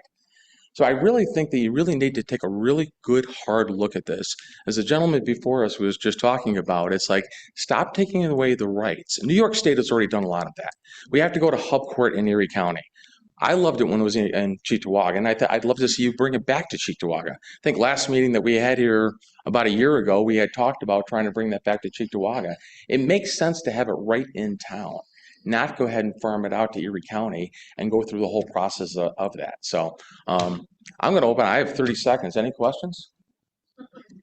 Please. Okay. Thank you. Thank you, Greg. Our next speaker is Kelly Spurlock.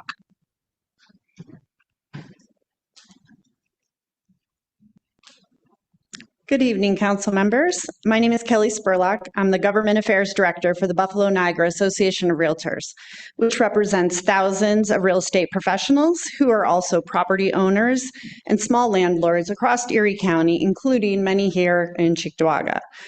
We appreciate the board's genuine concern for tenant stability, and we share the goal of keeping Cheektowaga affordable, but we are asking the board to vote against adopting good cause eviction because we believe it will make our housing shortage worse, not better. First, the law targets the wrong housing stock. The vast majority of rental units in Cheektowaga aren't owned by large corporations. They're owned by small local investors, as we've heard from, often with just one, two, or a handful of properties.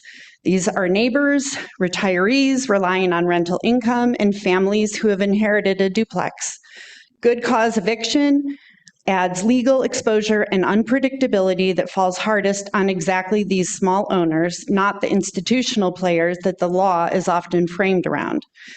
Second, it will shrink the housing supply, not protect it. When owners can no longer reliably recover their unit, whether to sell or move in a family member, or address a problem tenant without a costly legal battle, many will simply just exit the rental market, as we've heard.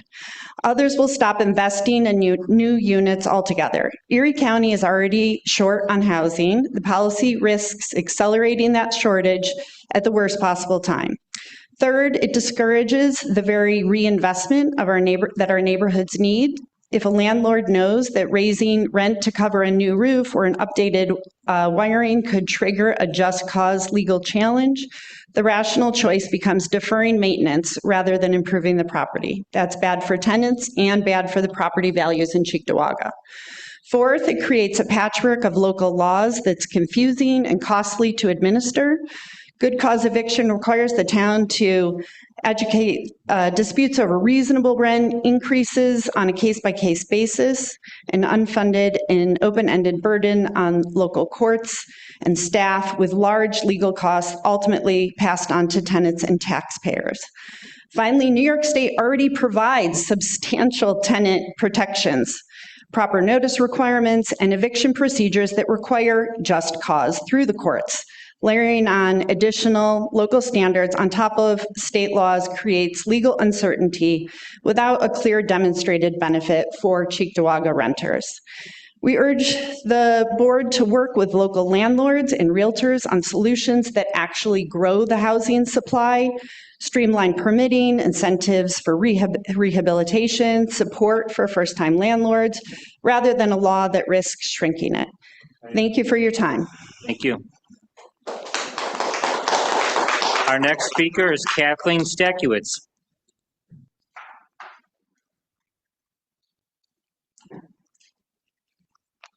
Good evening, Supervisor and the board members. My name's Kathleen Stakiewicz. I've been a resident of the town of Cheektowaga for 60 years, and I've been a licensed real estate agent for 40 years. I've sold many houses and properties, especially to young couples just starting out. And doubles always seem to be a way that young couples like to purchase because it helps with the mortgage payment. But with this good cause eviction, I might talk them out of doing that, because even if they purchase a double, under the good cause eviction law, what they would be able to raise the rent in a year's time doesn't even cover the amount of taxes and the always increasing homeowners insurance. So it really isn't, a good purchase for a lot of the young buyers that always came to Cheektowaga because they want to, put their roots down, and it always had affordable housing. I think this would be very unjust. And I myself, as a landlord in the town who's been blessed with good tenants, but not always. And through the years, I've had to also evict some. And with the laws you're putting in place, it's almost making it impossible. So I'm asking on behalf of the young people that want to move into the town, please don't pass this law. Our next speaker is Steve Kotax. Steve, did I get that last name right? No. No, I didn't. That's okay. Steve Kotakis. Okay. So I'm a local landlord, as well as I run a property management company called Nickel City Property Management. And I won't repeat some of what's been said, but the one thing I was asked that was brought up is there are a lot of protections. And if you look at what's happened to the tenant well-being across the area since new laws were put in starting in 2019 and through COVID, two things have happened, and none of them have really helped tenants.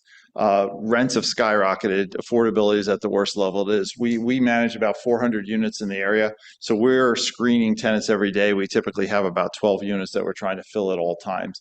So, and I've been in the business now for 10 years with my own properties and with managing others, and it is just worse and worse. The new laws, I'm not sure what they're helping. So, that was kind of my question, because I've read a lot about this law.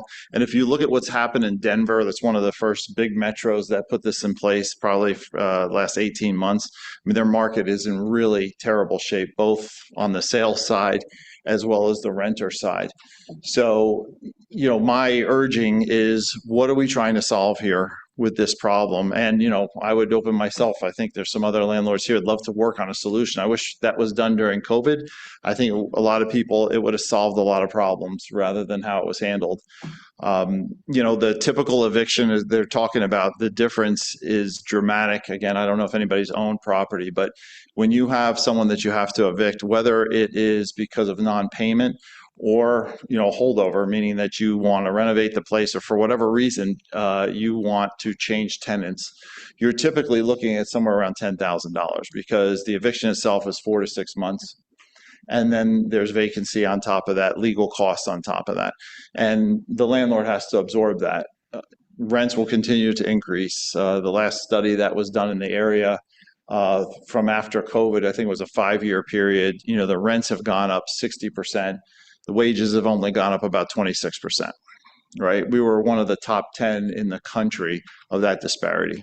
So this area is just getting worse and worse. It's still nationally, you still hear that Western New York is a very affordable place to buy and purchase, which is true. But the affordability for the tenant, the landlords, how they make their money, it used to be very easy to do cash flow. This is a second career for me. I actually moved to Buffalo for a job that didn't work out. I moved to real estate because it was a cash flow business. I could replace that W-2. It's not really a cash flow business anymore. It's been more of an appreciation business over time. So you gotta hang in there, not lose your shirt over the years that you're in business, so that you can then sell later, and that's where you make your money. It's a really tough business to be in. So I just would ask the board to consider this very carefully and, educate us on what we're trying to solve. And maybe there's another way we can go about it, rather than putting in another control, which takes control out of the hands of the landlord. Thank you. Thank you.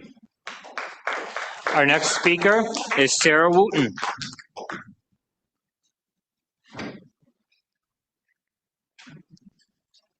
Good evening. Thank you so much, Town Council. I really appreciate you all holding this hearing. I'm here to speak in favor of good cause. I want to address a couple things that have been raised thus far. One was the concern about young people buying doubles. This actually would not apply to them. Any owner-occupied buildings would not be applicable under this law. And in general, I hear kind of a general anxiety, I think, from landlords about any additional protections for tenants, but I haven't really heard specific concerns. I mean, we heard about the 2019 changes that impact how things run through the courts, but this would not change the timeline of how things are run through the courts. I think it's just, landlords are already feeling, stretched in different ways, and this wouldn't necessarily impact many, many, many of them. Because the thing is, good cause really impacts bad landlords rather than good landlords, right? So good landlords, they take care of their property. They don't suddenly hike up the rent. I imagine, all of you here today are very on top of your stuff in terms of knowing what's going on. You're probably a great landlord. They'll still be able to control their property. They'll still be able to evict in many different cases. The thing is, good landlords are already abiding by just cause without even knowing it. We need to legislate just cause because it protects tenants against bad landlords. So landlords who are not upkeeping their property, landlords who are just doubling the rent to make a bunch more profit because they realize that, the area is gentrifying and not being concerned about the tenants and the impacts that has. So, another thing I'd like to bring up is that if you think about it, many of us in the region already have good cause protections. Federally subsidized units, state subsidized units, you already can't hike the rent substantially. You already have to have a good cause for evicting somebody out of those units. If you own a home, you're generally paying the same amount of money each month, right? Maybe your property taxes are increased, but that's a separate issue. The bank can't suddenly hike up your mortgage amount. from month to month like landlords can. So why should private renters be the only population that is not covered by good cause-like protections? And just like to say as well that many other municipalities across New York State have already opted into good cause, and they've had it for several years. It hasn't been dramatically impacting their rental markets like folks have been saying. 20 other municipalities, in fact, have adopted it, including Kingston, Poughkeepsie, Albany, Rochester, Ithaca, Binghamton, other cities the size of Cheektowaga, as well as other states. New Jersey has had good cause for decades, and they have a much stronger rental market than we have here. And just to mention as well that good cause allows landlords to increase rents to keep up with inflation. So it's not the case that landlords couldn't increase rents. They certainly could. It's just that they wouldn't be able to double rents out of nowhere and effectively evict tenants. So that's it. Thank you. Our next speaker, Debbie Freelich. So I want to start with, I own one 4-unit in the town of Cheektowaga. And I'm going to disagree with a lot of what that woman said. Having come from California where they've had good cause, they've seen a lot of people, small landlords, leave the rental market, just like other people have said in terms of real estate. I've lived in Western New York for 15 years now, and I've owned property as a retirement objective, like one of the other gentlemen talks about. And it really does put rent control. All of my rents are much lower than what that property developer was looking for. So I'm not somebody that's trying to gouge. I do try to keep a very good property, so I consider myself a good landlord. But I just went through an eviction case that took me 10 months to get through Buffalo courts. If you have situations where through the good cause, it's going to increase the cost and the time for landlords to go through these evictions using good cause. For example, you can get it through if they're not paying their rent, but say, for example, you have written in your lease that they're now in violation of with substance abuse, whether that's alcohol, drugs, causing problems for neighbors, causing problems for other tenants. The court systems are going to be overburdened. And now that Cheektowaga uses the hub court, it's going to be tremendously long to get through, and you're going to see landlords going through longer periods to argue and dispute. And landlords pay all that cost for lawyers. They have to prove all those situations. That's what happens in California. California and New York pick up the same laws. One does, the other does very shortly after, and vice versa.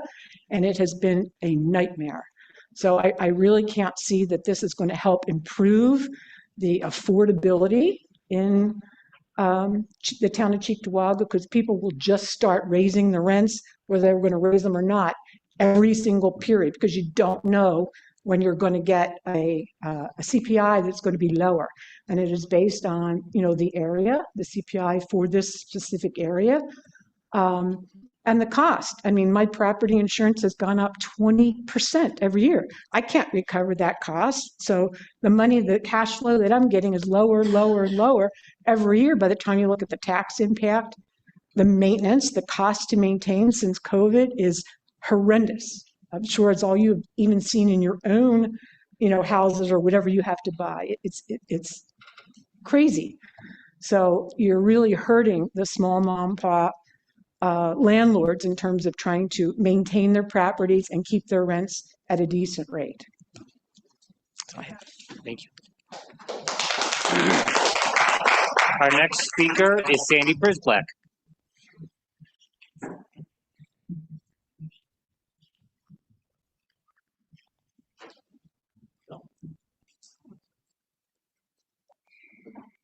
Hello again. Simply put, the good clause eviction law is an opt-in by municipalities to protect good tenants from unscrupulous landlords. It is not a squatter's rights law. Some examples of reasons tenants can be evicted under this law are failure to pay rent, violation of rules and regulations of the lease, using the apartment for an illegal purpose, and if the landlord plans to use the apartment for their personal use. Who benefits? Tenants benefit from housing security and more stable rent prices. Neighborhoods benefit from tenants who are empowered to complain about pests and blight. Adjacent property owners benefit from higher property values. I believe it is in the best interest of tenants and the community at large to opt into the good cause eviction law. Thank you. Our next speaker is Rachel Martinez.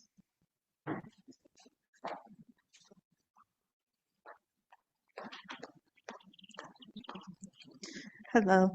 I'd like to speak in support of opting into the good cause eviction law. Our residents, whether they own or rent, deserve to feel safe and stable in their homes.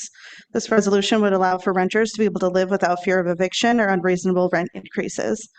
This law gives landlords the ability to still evict a tenant for a variety of reasons, not limited to failing to pay rent, breaking the terms of the lease, engaging in nuisance behavior, or if they want the use of the property back, or to permanently stop renting. Under the law, landlords are still permitted to raise rent annually by as much as 10% or even higher if they've invested in major improvements to the property. The good cause eviction legislation, however, provides renters a mechanism to challenge the unreasonable rent increases. The law lays out many factors that would be considered, including property tax increases, utility cost increases, significant repairs, to determine if the rent increase is reasonable. As a homeowner, one would never expect the bank to just significantly raise your mortgage payment, terminate a mortgage, or initiate a foreclosure without cause. Renters should be afforded the same protections. No one is forced to be a landlord, and it's something you shouldn't go into just to try and get more and more profit. So this legislation really just prevents, like was said earlier, the bad landlords that are in there to just try and increase their profits. Good landlords really shouldn't have anything to worry about with this. There's plenty of mechanisms to continue to do business as usual. Thank you. Okay. Our next speaker is Thomas Short.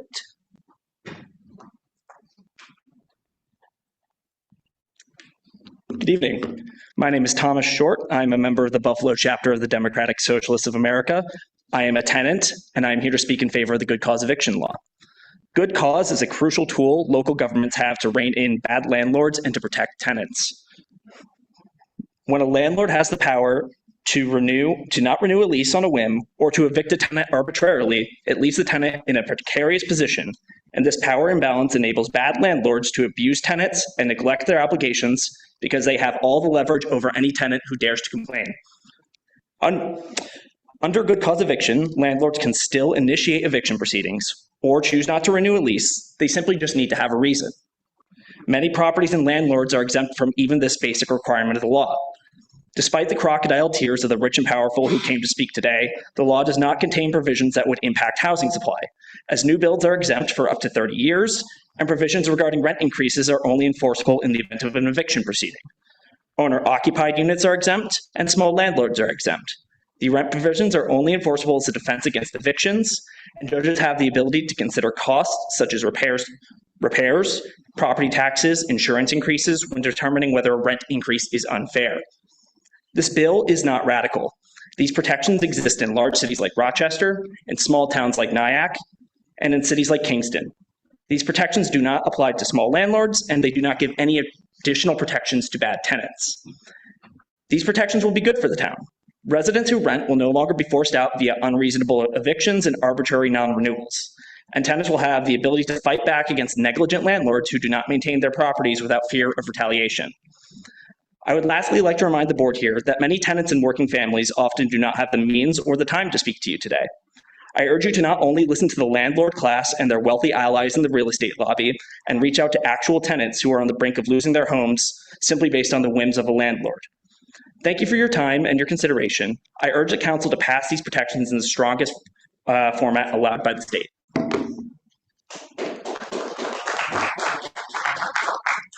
Next speaker is Dawn Filipski. Supervisor, can I make a request to remind the audience to keep their comments to themselves when the speakers are speaking?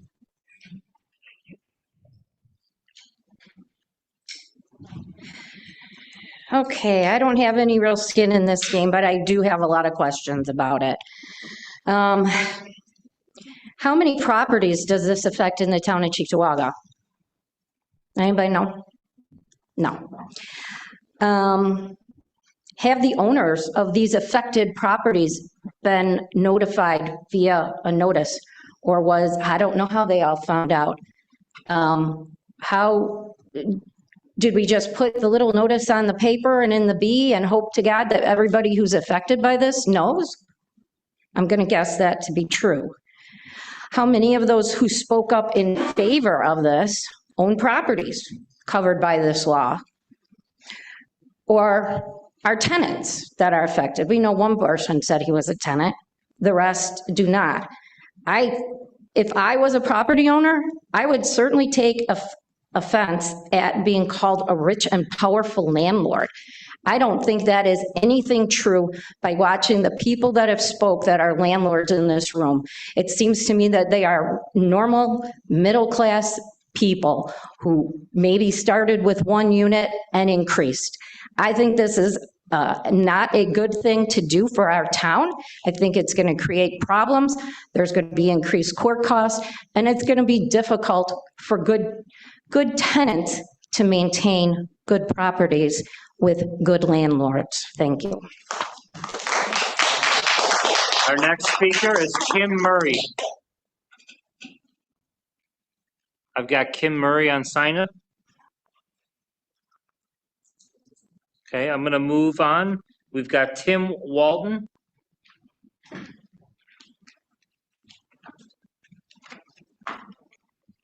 How you doing?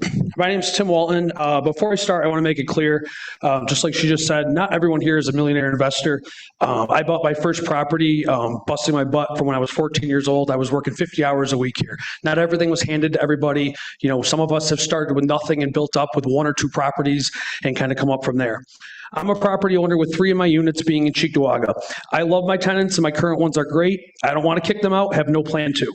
From talking to them, they have no intentions on leaving. In most cases, I think it's pretty common sense that a good tenant will want to stay and a good landlord will want the tenant also. But with that being said, why should anyone else have say in my property?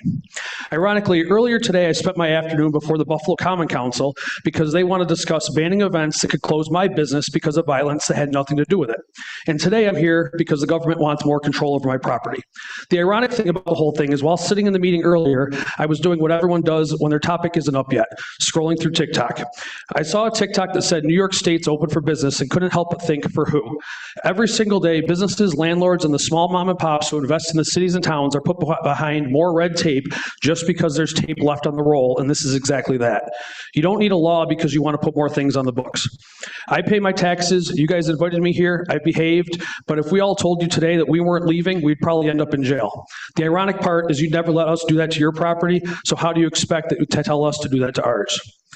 Since I bought my property in Cheektowaga, my taxes have over doubled since the day I closed. With one of the speakers mentioned earlier, your mortgage can't be jacked up. Well, it actually can. My payment went up $700 a month in the first year because without improvements, the property changed ownership, doubled the taxes, and the insurance increased. Since I bought the property, I almost lost $10,000 in rent trying to kick out a tenant who flooded their living room, had bed bugs, dog crap all over the floor, and bags of garbage with maggots because the courts have no urgency in evictions. Not to mention the thousands of dollars to fully renovate it afterwards. Another situation I'm currently dealing with is my grandfather's dying of ALS, and he owns a house as he's been in a nursing home. His last wish was to get back in his house where a squatter lives before he dies. He probably won't be alive before the end of the year, but 4 months have already been gone since he was first served an eviction, and he's still 2 weeks out from getting his first hearing. This is New York State and what we deal with. Landlords have already been given the short end of the stick in every single scenario. Why is there a need to keep adding laws and regulations when 99% of the time common sense will prevail in this situation? Do we really need to control the landlord even more? The state doesn't work with the tenants when they're bad. Why are we trying to control other scenarios too? I just want to remind you, no one's allowed to just kick someone out. We have to give someone notice, sometimes up to 90 days, which ends up being 6+ months. Telling a tenant their lease is up and they have to move out isn't arbitrary. It's a landlord's right. There's a time and place for laws. This just isn't one of them. Don't make it any harder to invest in Cheektowaga in New York State. Once again, these are our properties. Thank you. Okay. Our next up is Alexander Percy.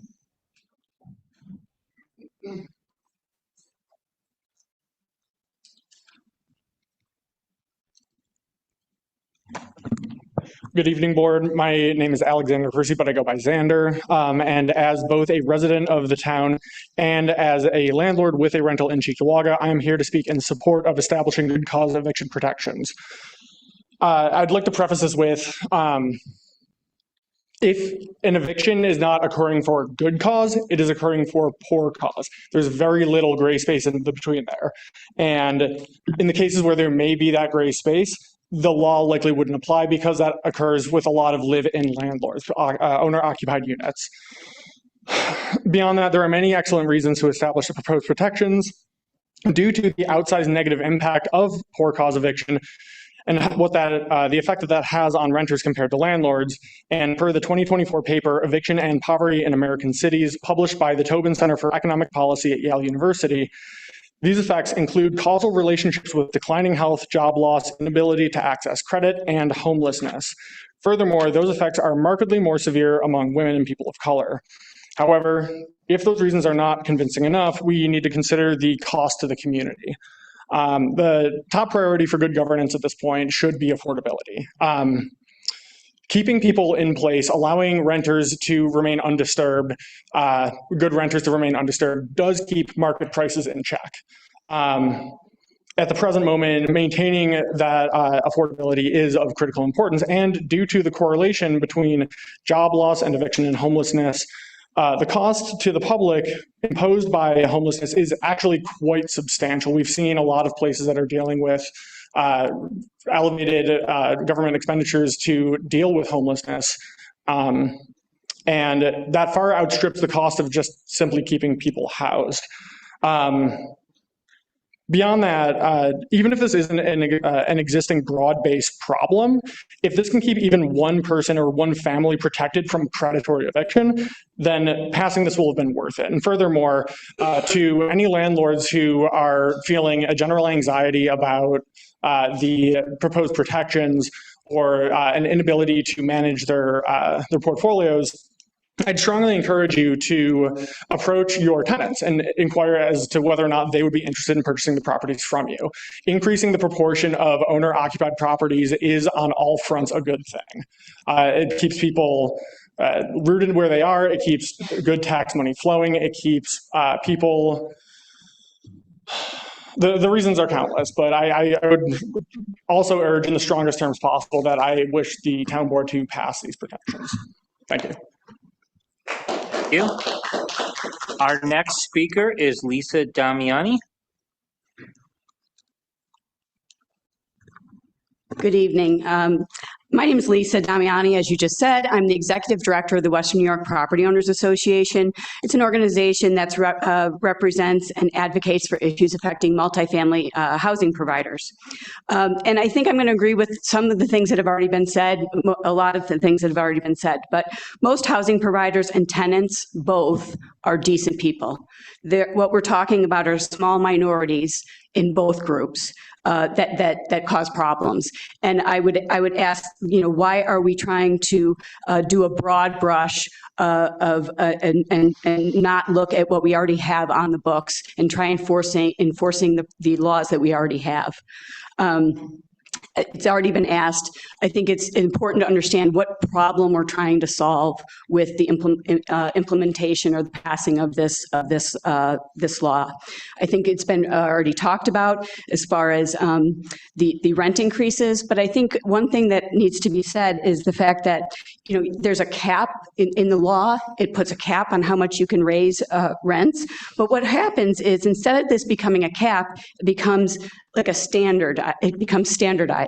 So you might not have been a landlord who would raise rent on a regular basis, but because of this, you are going to put an increase in each year, each time the lease comes up, because you don't know what is to come, and you're not sure if you're going to be able to recover.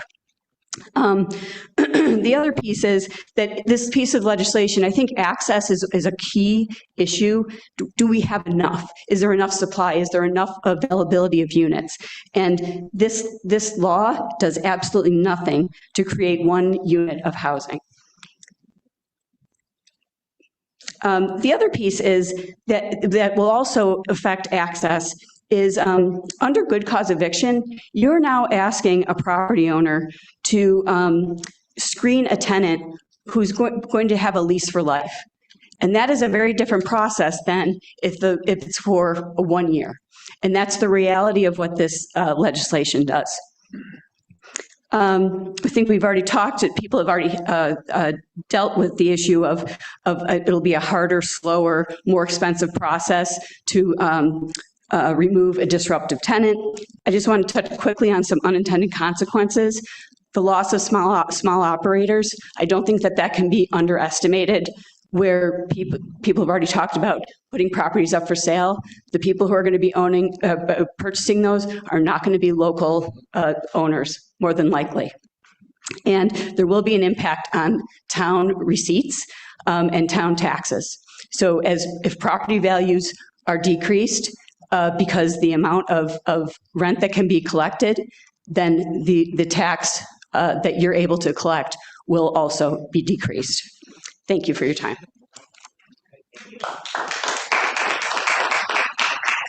Our next speaker is David. Okay. I've got a Danny next. Danny?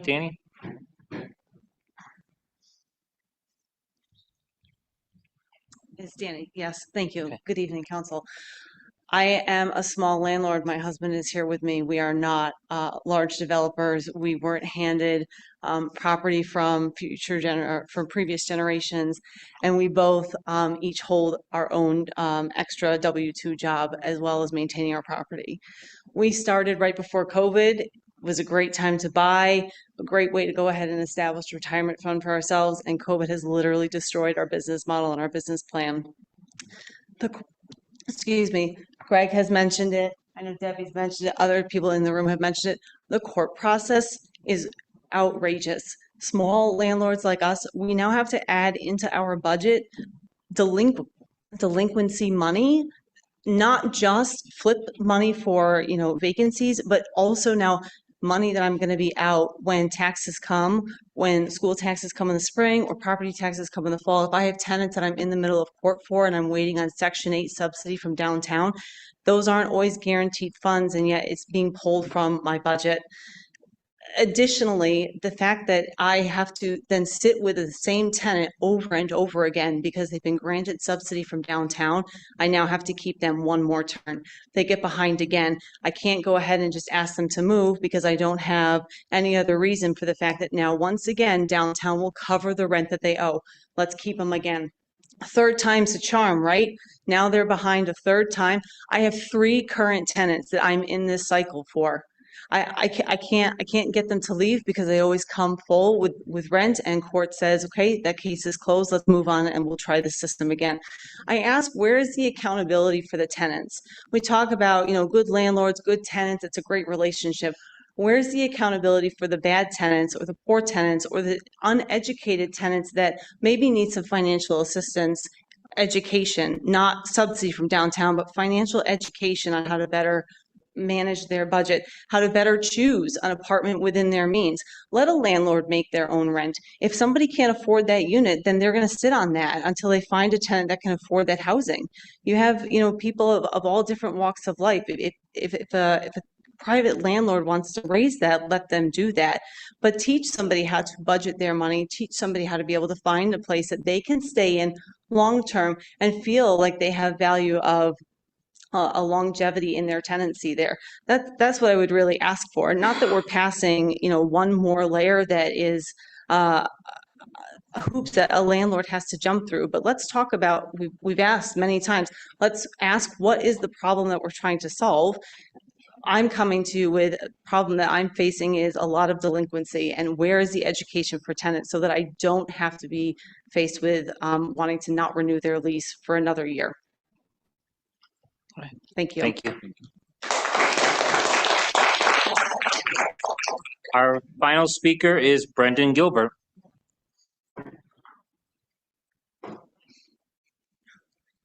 I'm listening. I just wanted to hand out some cards, so please excuse me a moment. The floor is yours. Of course, Mr. Supervisor. Thank you. Good evening, Town Board. I am speaking in support of this good cause eviction law.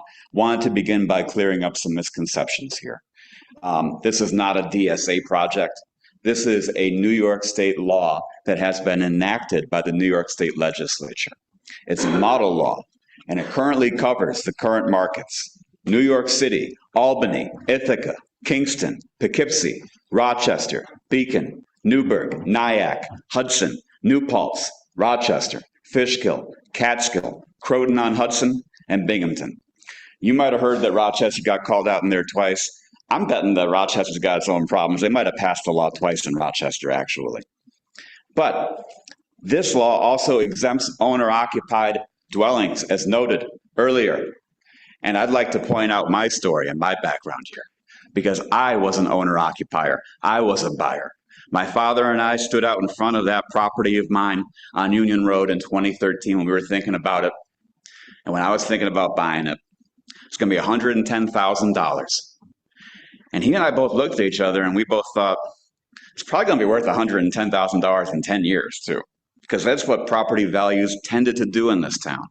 And my God, were we humbled by our stupidity and our complete and total hubris. That property doubled in value in that time. That property is a $250,000 property now. So I'm proud to say that I feel as though I'm a rich and powerful landlord. That might be a bit of a shock, but I know that I'm powerful because I find quality tenants, I select for quality tenants, and when they don't pay the rent, I evict them. This law doesn't do anything to change any of that. And it doesn't even not do anything to change any of that because I'm an owner-occupier. If I go out of that building and I manage it, the exact same laws related to non-payment eviction are the exact same as they have been before this law was passed. It changes nothing. I will admit that this law, if passed, might give tenants a fighting chance against their landlords. That could be interesting to see. But you know, one thing that I learned representing landlords and landlord-tenant part is that if the tenant shows up and they make an argument, and if you know you're going to lose on that, you know what you do anyway? You look to the judge and you say, they haven't paid. Forget my damages case. Just give me the writ of eviction. And you get it. It might take time to get to that court. Those criticisms are probably pretty valid. But you know what? We can expect more of landlords. We can demand what they do in other places. And if we do, a landlord who doesn't like that and sells, they're here crying as if that's a loss to the town. It's not. This town's got property tax rolls. The property taxes for that year will be collected. If they aren't, this town's going to put that property on an in-rem. They're going to auction it off and sell it. So that loss is not a loss to this town. It is a gain to this town. It is, in fact, what this law can deliver. More opportunities like what I got in 2013. Get on that owner-occupied ladder. 400 units, make them sell some. Make for there be a market in this town again, like what I experienced in 2013 growing up. Thank you. With that, that's our final speaker for public comment. We have heard a lot of discussion from the public on this issue this evening. The board's had an opportunity to speak about this previously. Surely there will be opportunity in the near future for us to discuss this further. I'd like to make a motion to, oh, I'm sorry, Madam Clerk.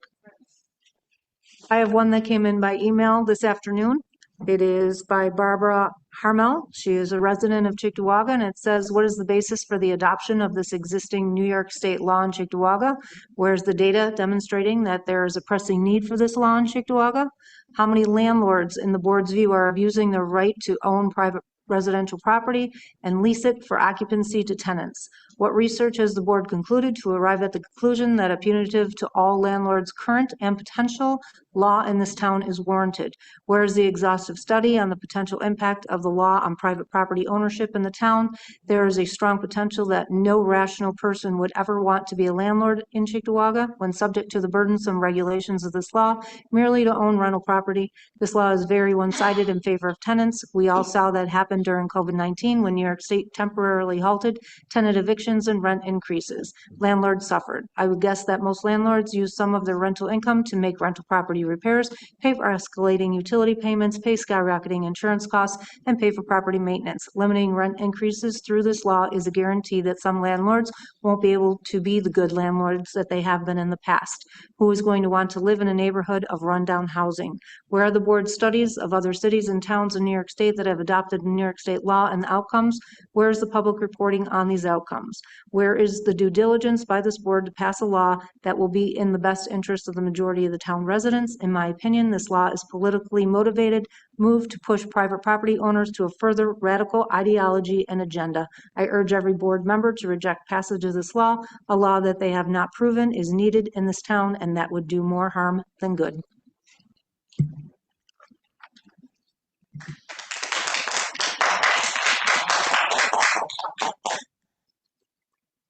With that, Madam Clerk, I did forward a letter from someone at the Buffalo Niagara Partnership of Benjamin Fox, just to recognize that that was received. I don't know if you wanted to read that into the record, but.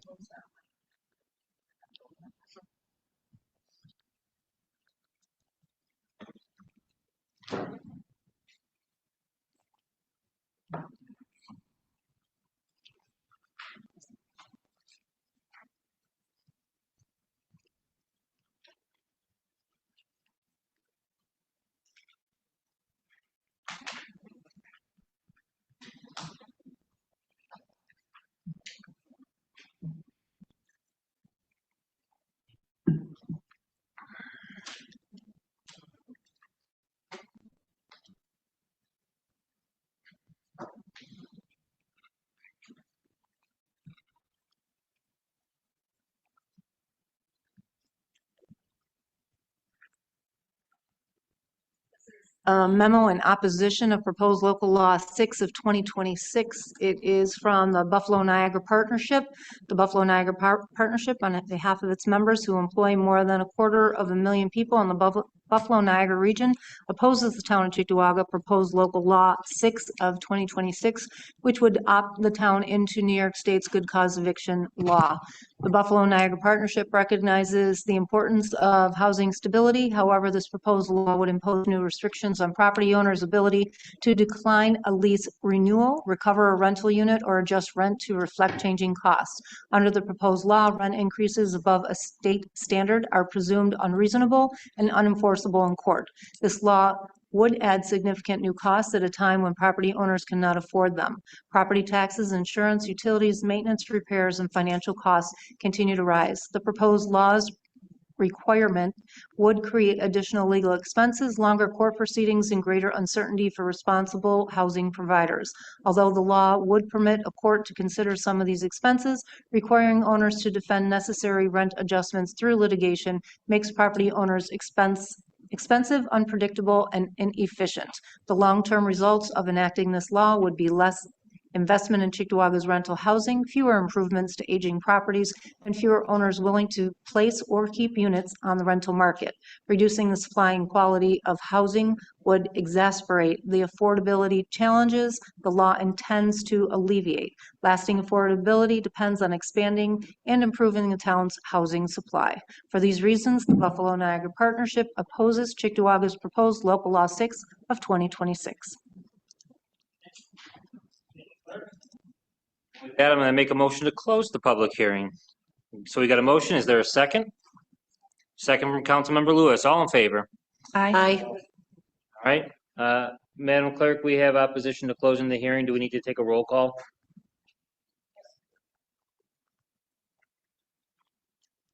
This is to close the public hearing for local law 6 of the year 2026. Councilmember Bukowski? Yes. Councilmember Elderkin? Yes. Councilmember Lewis? Yes. Councilmember Pilarski? Yes. Walked out. Right back. Sorry. Councilmember Thompson? No. Supervisor Nowak? Yes. Have enough votes to close the hearing. Public hearing is closed. It moves us on to board discussion. Going to old business. Do we have any old business from council members this evening? Okay. Seeing none, hearing none, we'll move on to new business. Any new business from council members? Yep. Business, we should be discussing this hearing that we just had. Because we had no discussion amongst the board whatsoever after the largest turnout of people speaking for it or against it. You want to kick it off with your thoughts on that? Yeah.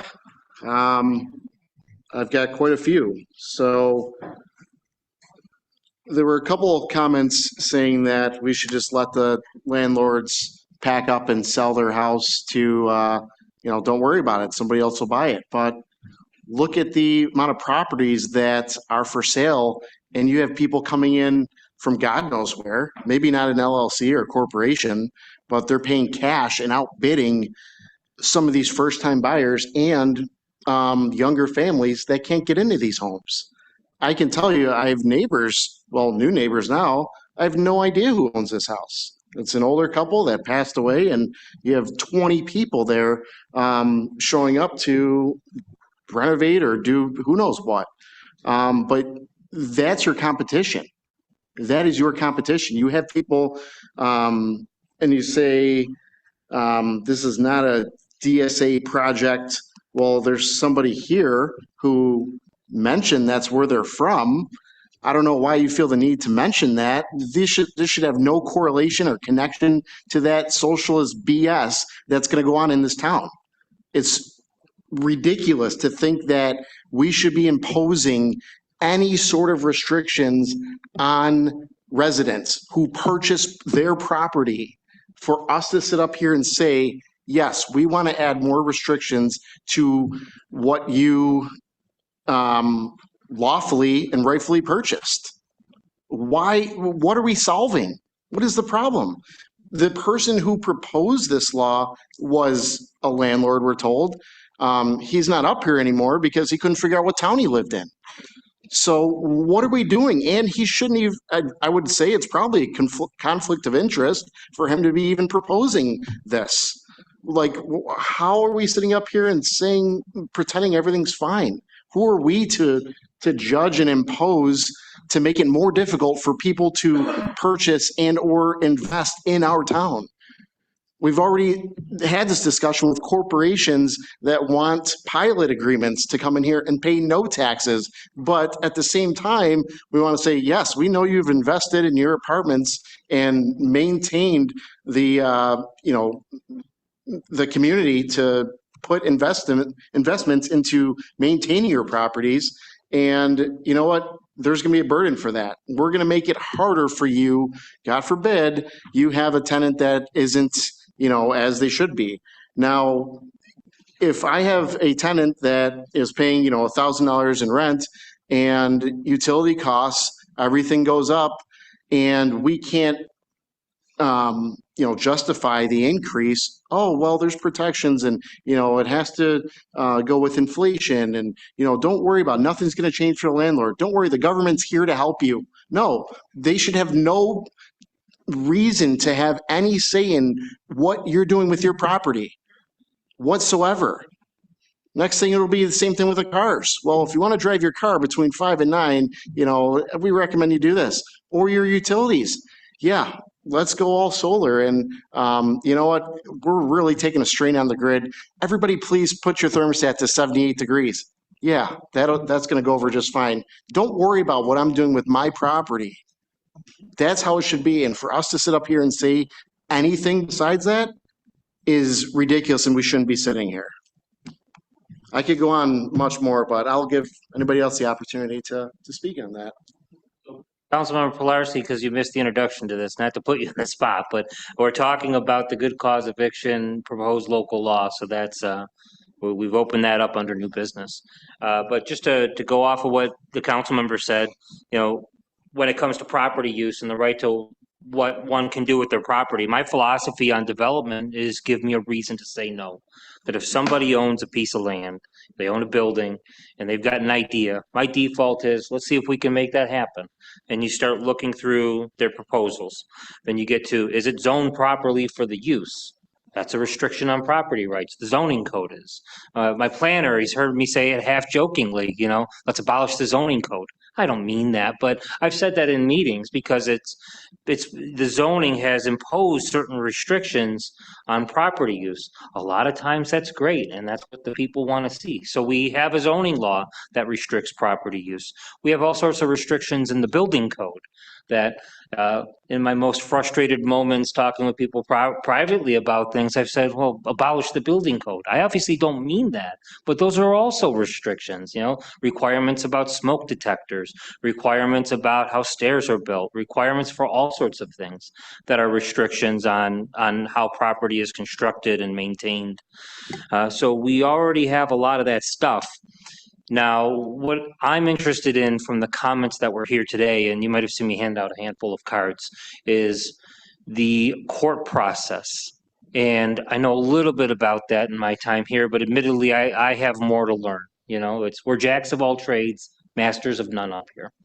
So a lot of what I heard that was constructive, and it was from a range of opinions, had to do with that court process, that how long it takes to get a tenant out of an apartment, whether somebody is a great tenant or a great landlord, or maybe somebody is not, maybe it's not someone that's not such a great landlord, that all of those folks have to work through the same eviction process. So some of the things that I'm interested in learning more about is how backlogged are the courts, how few judges are there, how many cases. I can learn some of that on the town side, but I have to reach out to county as part of that. But that's something that came through in all the discussion from folks. So, but besides that, this idea of the property use, I understand that and respect that, but we have had restrictions on property use and how properties can be developed for a very long time now. So we don't have an absolutist position on that, just like we don't have an absolutist position on the First Amendment. We don't have an absolutist position on property rights and property use when it comes to landed property either. I appreciate the spirit of that argument. And I would think that a lot of us here agree it's probably a good idea to have a zoning code so we don't get a butcher shop built next door to our house, or we don't get a huge cell phone tower built next door. Or to say that if I have a residential property, I would like my immediate neighbors to have residential properties as well. So I think there's a lot of broad agreement on existing uses of property. And one of the other things I found interesting, and I'll stop with this, is that we have found landlords on both sides of this issue. So one of the other things I want to do is talk with those folks that are supportive of this and critical of this. That there were some emails on sign up here that I'm sure the clerk can give us the sign-in sheet if folks want to reach out to individuals there to learn their stories more and hear more directly from them. But I want to listen to folks that have brought perspectives I haven't heard a lot about, and I'm looking forward to hearing from those folks and discussing things with them. So that's what I have in reaction to the great public discussion. Other council members? Well, with you just saying that now, then should we take up the option of reopening it and keeping it open, then a hearing, and see if anyone else will come then for the next board meeting? I would say this is something we can't rush into. So if that means a second call to public hearing proposed by council members, I'm open to that. I think we've heard plenty. I don't think we're going to take up a law by the weekend and just say, hey, we're going to approve this and be done with it. I think we're going to take more time to do our homework and do our due diligence and hear from folks. So open. Don't need to call for a second one. We had a vote to close the public hearing, and there was a majority vote that closed it. So we already took a vote on that. Go around that to change that, since we're sitting here. Is there a way to change that? Legal? If one of the people who voted to close it were to make a motion to reopen it, and you had a majority at that point, then you could do that. But nobody who voted no could make that motion. At least that's my understanding of Roberts. The fact that we're not jumping into this, which I'm glad to hear because I have some reservations on this and a lot of questions still. It's technically open still. What's stopping a resident from emailing us, coming up during the public comment period? We're just not just saying, hey, this is the time of the meeting. Matter of fact, they get to speak to us sooner, but I could see the protection wanting to keep it open, so I'll make a motion.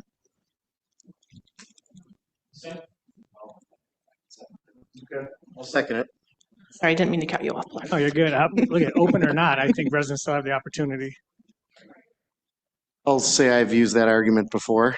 I can see the smirk. Yeah, you're not wrong. They can come anytime to speak about it. Yes, but if we're sitting here right now, we might as well leave it open. So for me, I don't understand where the rush is or why we would per se put the cart before the horse and why this even came up. I've asked the sponsor at that time where this came from. Were there issues? Were there data? Were there residents that came to you that said, hey, this is a problem in Cheektowaga? And he said, no, we're trying to be proactive instead of reactive, but proactive to what problem? So that's my question. So. Motion to open the public hearing made by Councilmember Elderkin, and it was seconded by Councilmember Thompson, I believe. Is the council member, he's entitled to second the motion, right? He just can't make. Yeah, I already asked him that. He said He yes. just can't be the sponsor. Okay, just want to confirm. All in favor of keeping the public hearing open for the local law number 6 of year 2026, open for another board meeting. All in favor? Aye. One opposed? I'm an aye. Motion is carried. Public hearing will be open and available for the next meeting. You can continue to still discuss it. That doesn't negate that. Council members on good cause eviction and everything we heard from our residents this evening and the folks in the wider community. Like I said, I mean, I have reservations about it. I'm not sold on it. I struggle. It's a free market, and who are we to say, you know, how much you can charge or not charge, or where's the cutoff and all that. So I struggle with that. The process of how's it going to pan out if a landlord wants to increase the rent. Is there a committee to oversee that? Then the appeal process, does it inundate our courts? Does it, you know, there's a whole lot to it that I still have questions on. To me, I don't think it addresses the issues that we really have. It's kind of like the SAFE Act. It really doesn't address our gun issues. It's just making more restrictions and hurdles for those that are law abiding. So I see landlords following this rule, but it's also another obstacle for them. So I'm sure I'll get a lot of emails with facts and some research on it, and I appreciate that and I welcome it because I don't have all the facts. So more the better. Council members? Okay, with that, that'll move us on to the consent agenda announcement. A consent agenda is contained in this meeting. The consent agenda is designed to assist making the meeting shorter and more efficient. Items left on the consent agenda may not be discussed when the consent agenda comes before the town board. If any council member wishes to discuss a consent agenda item, please tell me now and I will remove the item from the consent agenda and it will be added as a separate resolution item. I've got 5 here that I'd like to have removed this evening after discussion with council members prior to the meeting. We've got 495, 496, 502, 503, and 509.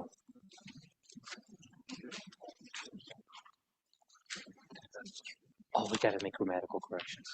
So, are there any others from council members tonight?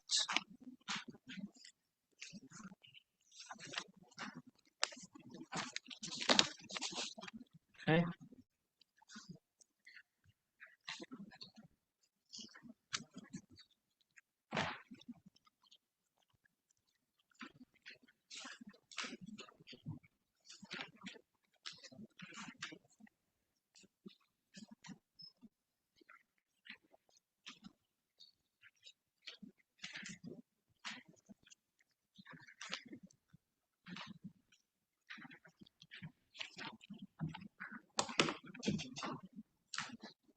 All right. One last call. Clerk, I think it's just those 5.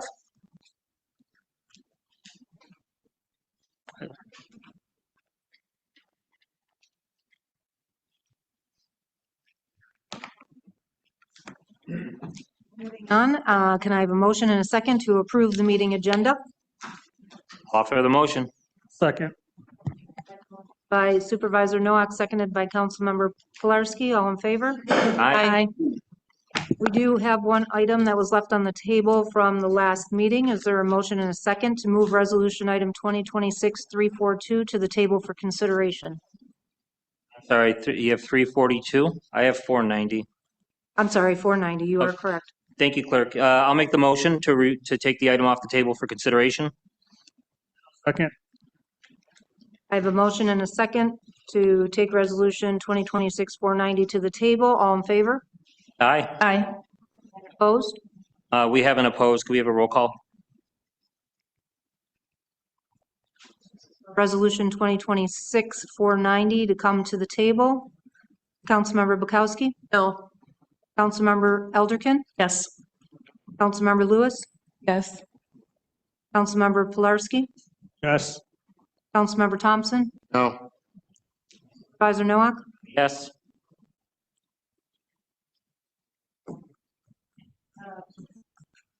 Attorney Fowler, can you please verify with me? There needs to be, as long as there's one no vote, it cannot come, correct?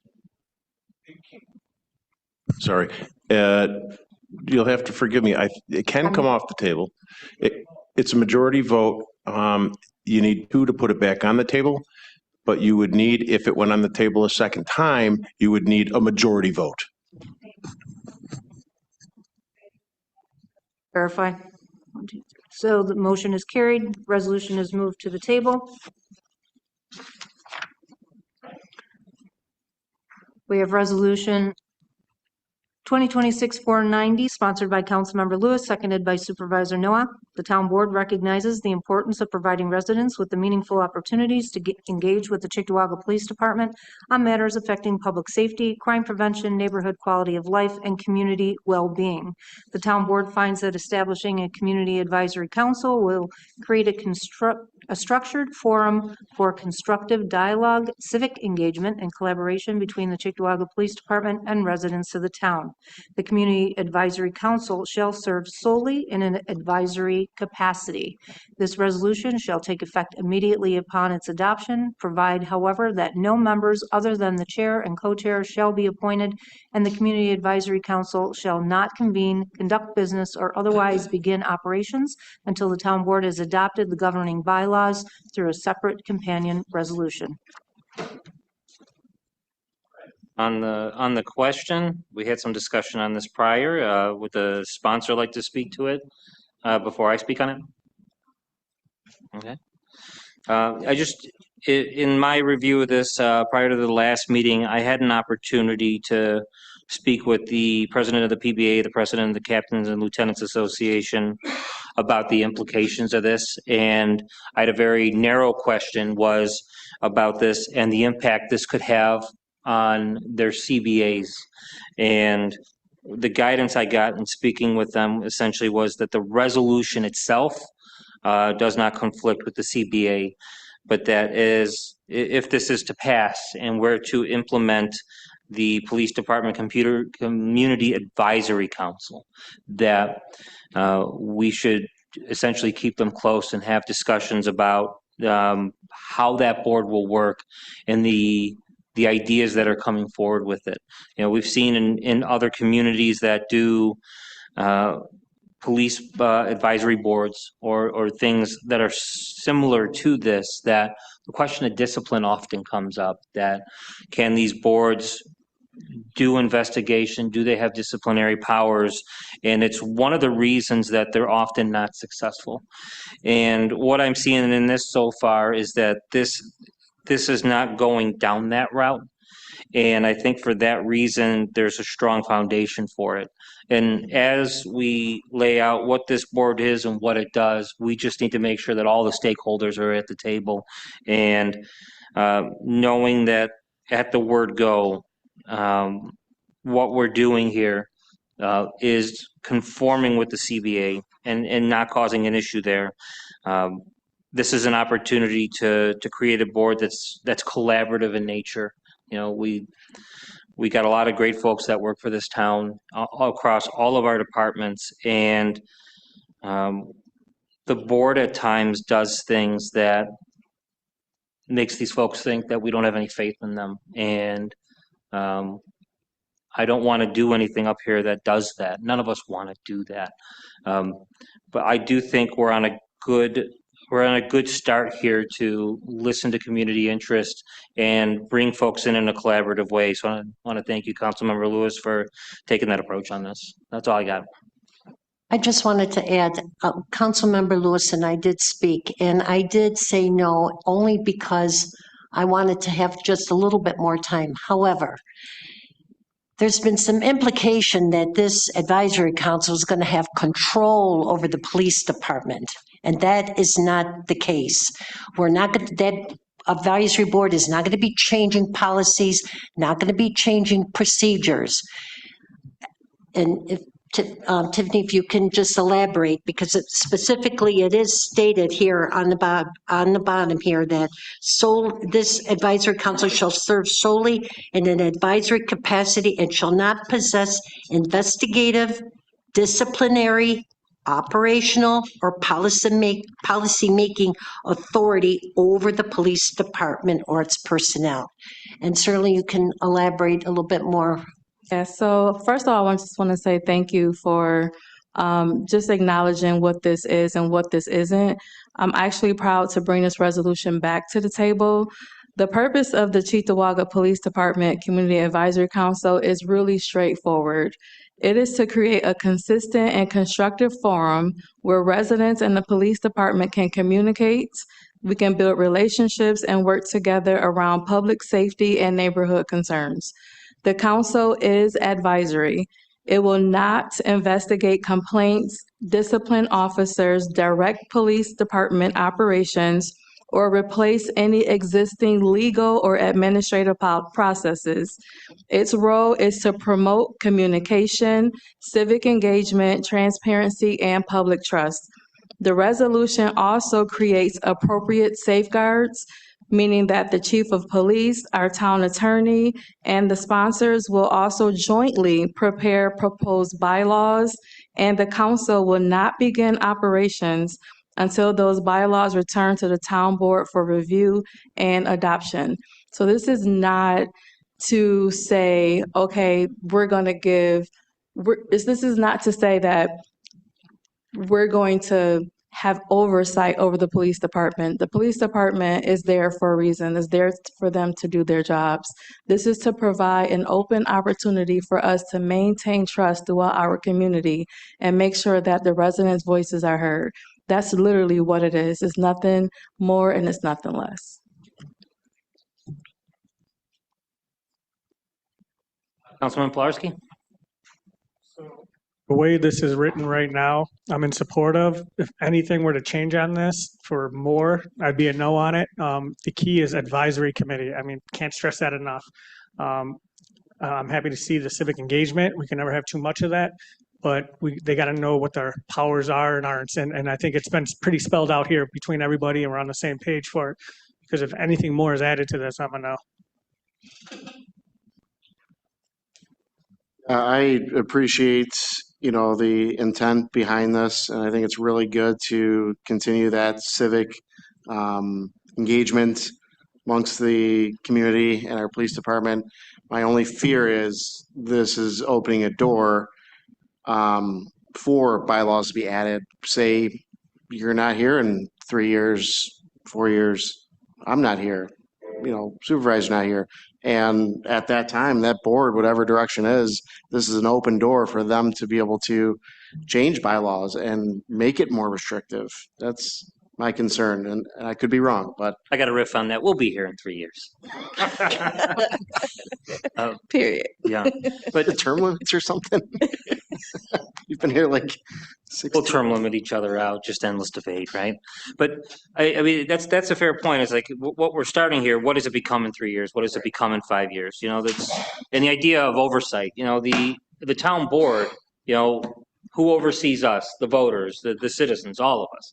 And the town board, the way the org chart is structured, we have oversight of every department, whether it's the sewer department, or sanitation department and the police department. But in that vein, I'm not about to run into the sewer department and say, hey, this is the particular kind of saddle you have to use to make a connection from the lateral to the main. You know, I'm not a sewer expert, and it applies to this as well. Is that you know, I'm not an expert in criminal law, in our liability. I mean, outside of the town attorney and the law department, our police department is probably the premier expert in this town. I'd say some days over the law department. Don't hate me, Tom. When it comes to understanding liability and the law and how to how to balance the town's interest with avoiding bad situations, you know? So I mean, I think the starting point with this advisory council is just a lot of getting various stakeholders around the table and just listening and learning about what happens. We had a citizens budget advisory committee many years ago, and members of the public would come in, and a former budget director would oversee that. And they would have discussions about the budget. Dan Callender, sorry to call you out, but you know all about it. You were part of the advisory committee. And it was an opportunity for the public to have their input, but it was also an opportunity for the public to learn about the budget and what went on. And some of those recommendations ended up in the budget. A lot of them didn't. A lot of those things were outside of bounds of the law. A lot of those things, there was just not interest from the town board. There were various requirements, the union contracts, whatever it was that got involved in all that stuff. I think you're going to see a similar pattern with this, that you'll see the public come in, there'll be a wide sharing of ideas, and a lot of the stuff, it's going to be education about CBAs, the state laws, liability, and then it's just the general interest of the public too, that there's going to be split opinion on what about X, Y, Z, and we see that with Flock, we see that with other things. And to piggyback off of that, whereas a budget advisory committee is very different. You're not going to have people protesting against the advisory for the budget. We know it's a very sensitive day and age where, you know, you could have a group that is, you know, very displeased with the way that, you know, our police force is, you know, maintaining their job duties. And what if you have a scenario where you have them coming to this meeting, and because there's only, you know, 6 of them, do they feel more empowered to say, yes, you're going to take our, you know, admissions and take our advice? Because a lot of the reasons why this came to fruition is we had residents of the community continue asking about this every single week, every single meeting, and here we are putting it forth. So I just want to disagree there. On what part? The part that you said that the reason why this is existing is because people were saying that they wanted this. That's not why. Like, this was something that I was even thinking about way before any of this. Well, So, I could be wrong then, because I didn't know that. But there is a resident who has been here every meeting this year asking and holding us accountable, asking every single time. I give her a lot of credit. And from what I see is, okay, now this is here. So that's what I see. And if there's a point where, you know, you have, I've said it before, people on both sides of the aisle, if they come every single week and they're saying, hey, Brian Pilarski, this is what I want, and you're not doing it, at some point you're going to say, all right, let me take a look at, see what Vern wants, and, you know, maybe there's, you know, something to this. That's my point that I'm trying to make. I do think this is fantastic. I think there should be that engagement. You know, I'm sure you have this at community meetings throughout the town where you have police force sergeants, lieutenants going to those events to meet the public. I know they're not here to speak on that tonight, but there is grant funding that they do have, and they do use that to engage in the community and do their walks through the communities to try and do as much outreach as they can. I'm just afraid of what this could become down the road through opening the door. But I'm not sitting here telling you, okay, this is the perfect route of what it needs to be. I do appreciate what's put here. I don't have the perfect solution for that, but there are some concerns. And I agree with Vern. However, after speaking with you, Councilmember Lewis, as well as the chief and a few other of the police department, and how we're going to co-jointly work together and have bylaws that we have to follow on this. And with it written the way it is, we're not in no control, and we're not going to take control. The police department is the police department. That's their job, to take care of us here in the town. So with that, I'm okay. Any other comments from council members? Well, on the resolution, all in favor? Aye. Aye. Any opposed? Okay. Councilmember Thompson, did you vote in favor? Abstain? The motion is carried.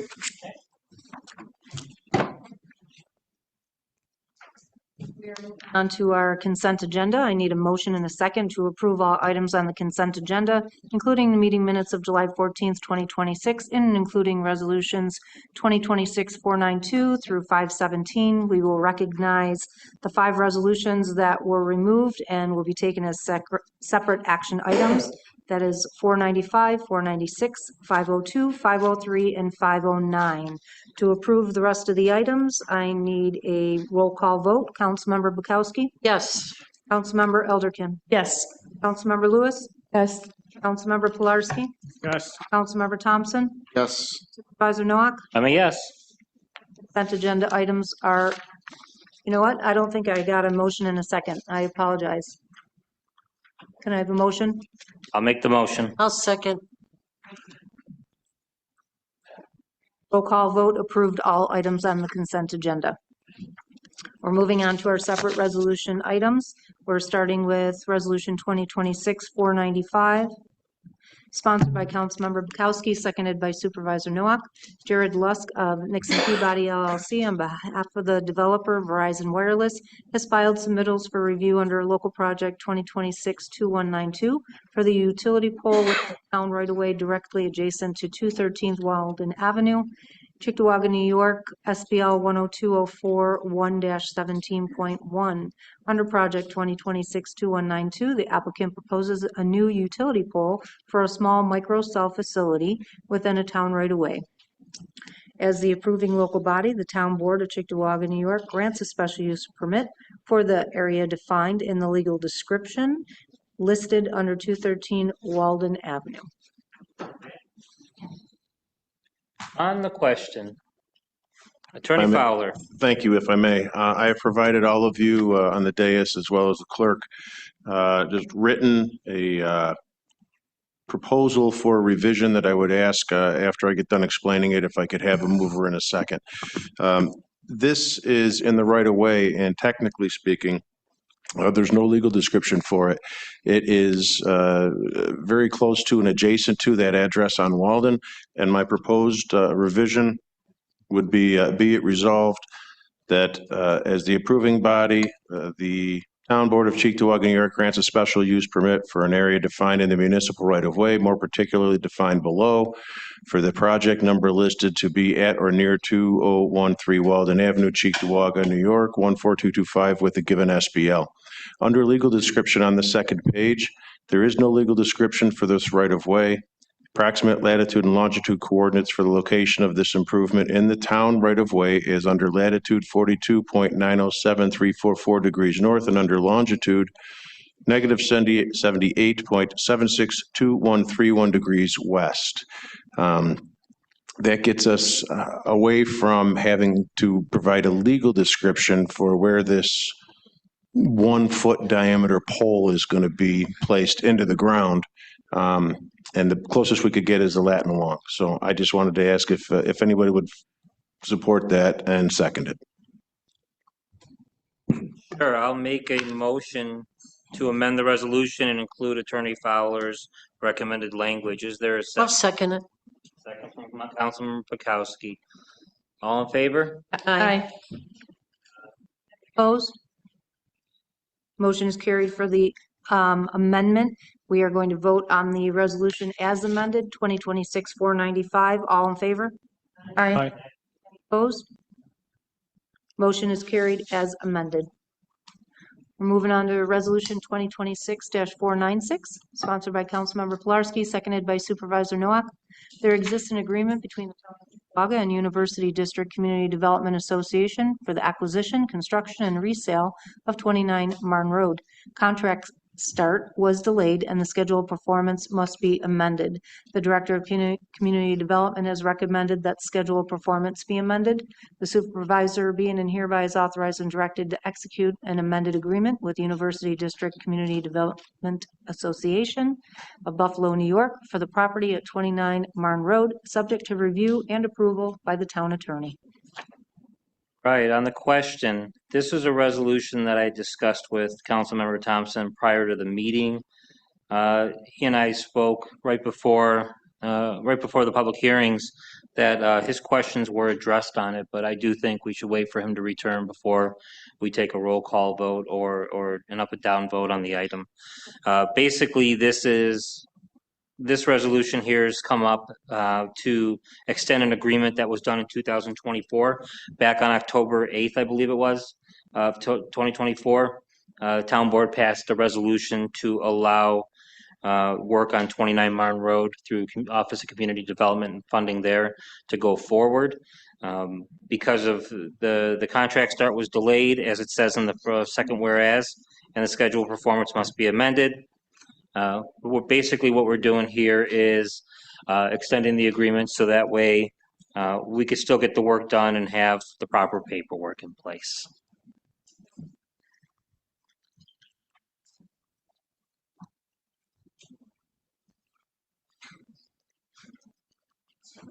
Okay.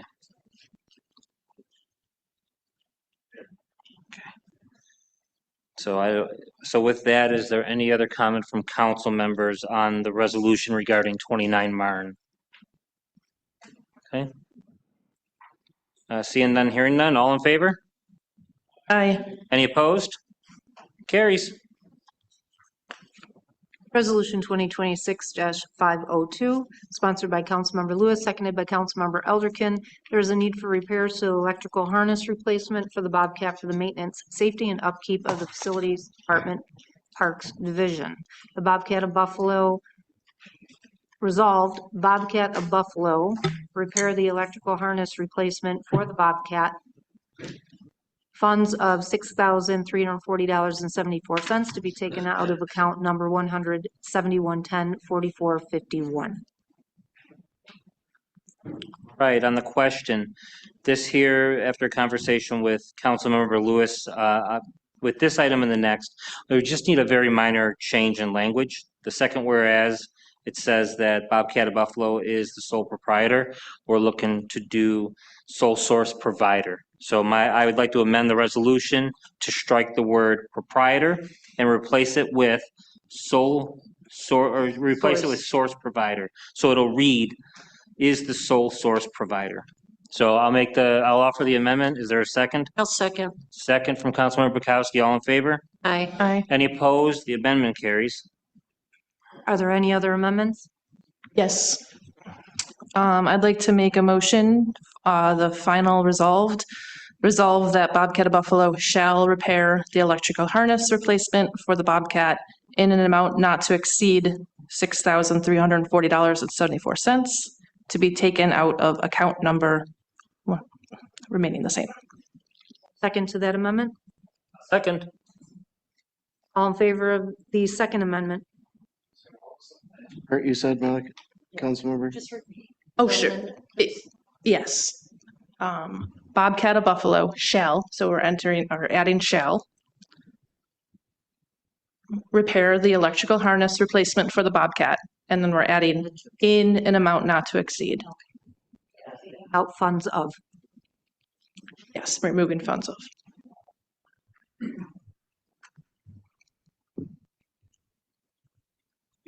All in favor of the Second Amendment? Aye. Aye. Aye. Opposed? Second Amendment is carried. We're looking at Resolution 2026-502 as amended, sponsored by Councilmember Lewis, seconded by Councilmember Elderkin. All in favor? Aye. Opposed? Motion is carried. Resolution 2026-503, sponsored by Councilmember Lewis, seconded by Councilmember Elderkin. There is a need for hydraulic pump repair for the Bobcat for the maintenance, safety, and upkeep for the Facilities Department Parks Division. The Bobcat of Buffalo shall the hydraulic pump for the Bobcat. Funds of $3,246.22 be taken out of account 171104451. Okay, on the question, I'd like to offer an Probably the same amendment. same amendment. Yep. So, We can put them source. together into one. Was that fine with you, Madam Clerk? Offer a single amendment with three changes? Who is making the offer? I will offer the motion, and we would do three things on the item. In the second whereas, the phrase proprietor is replaced with source provider. And the resolve will include shall repair and in the amount not to exceed, and we will remove the words funds of. Is there a second to that amendment? I'll second. Member Lewis, all in favor of the amendments? Aye. Opposed? Now we're voting on Resolution 2026-503 as amended. All in favor? Aye. Opposed? Motion is carried. Resolution 2026-509 is sponsored by Supervisor Nowak, seconded by Councilmember Elderkin. Resolve that the above employees be appointed to the competitive permanent positions of their respective titles under New York State HELPS program and in accordance with the terms and conditions of the town's collective bargaining agreement with the Town of Cheektowaga Employees Association, effective the business days after the probation. Okay, I think we're all set on this item. Questions that came up on that earlier in the day were all settled. So unless any other council members have questions on this, I'd like to call the question. All right. All in favor of Resolution 2026-509? Aye. Aye. Any opposed? Motion is carried. That's the end of our separate resolution items. We did have some late filings, so I need a motion and a second to waive the rules to include resolution items 2026-518 through 523. Is there a second? Second. Elderkin, I'm sorry. It was No, Councilmember Bukowski. Thank you.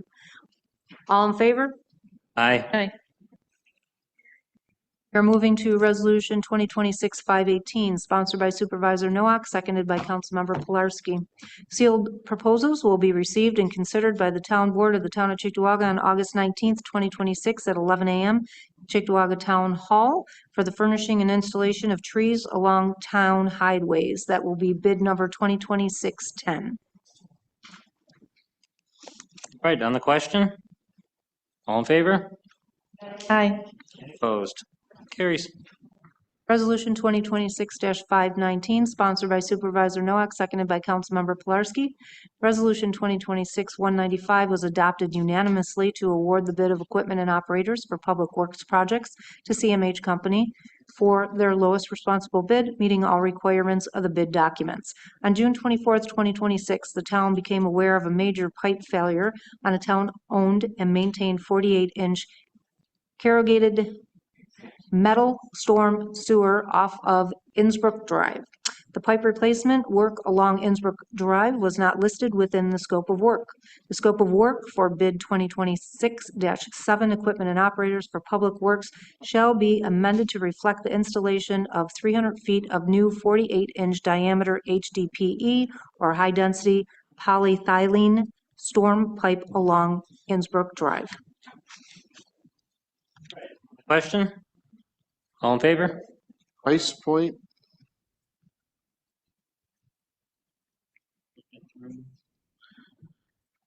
Pull up.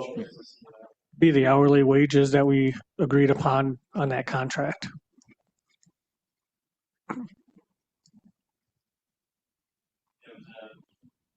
Buy materials and then the wages in the contract. The Correct, estimated yeah. cost was The around material's 140. us, and then Yeah. it's the wages that were agreed upon on the other capital projects that they're working on.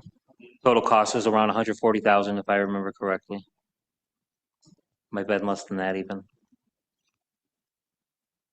But all in favor? Aye. Any opposed? Carries. Can I have a confirmation on that vote, please? All in favor?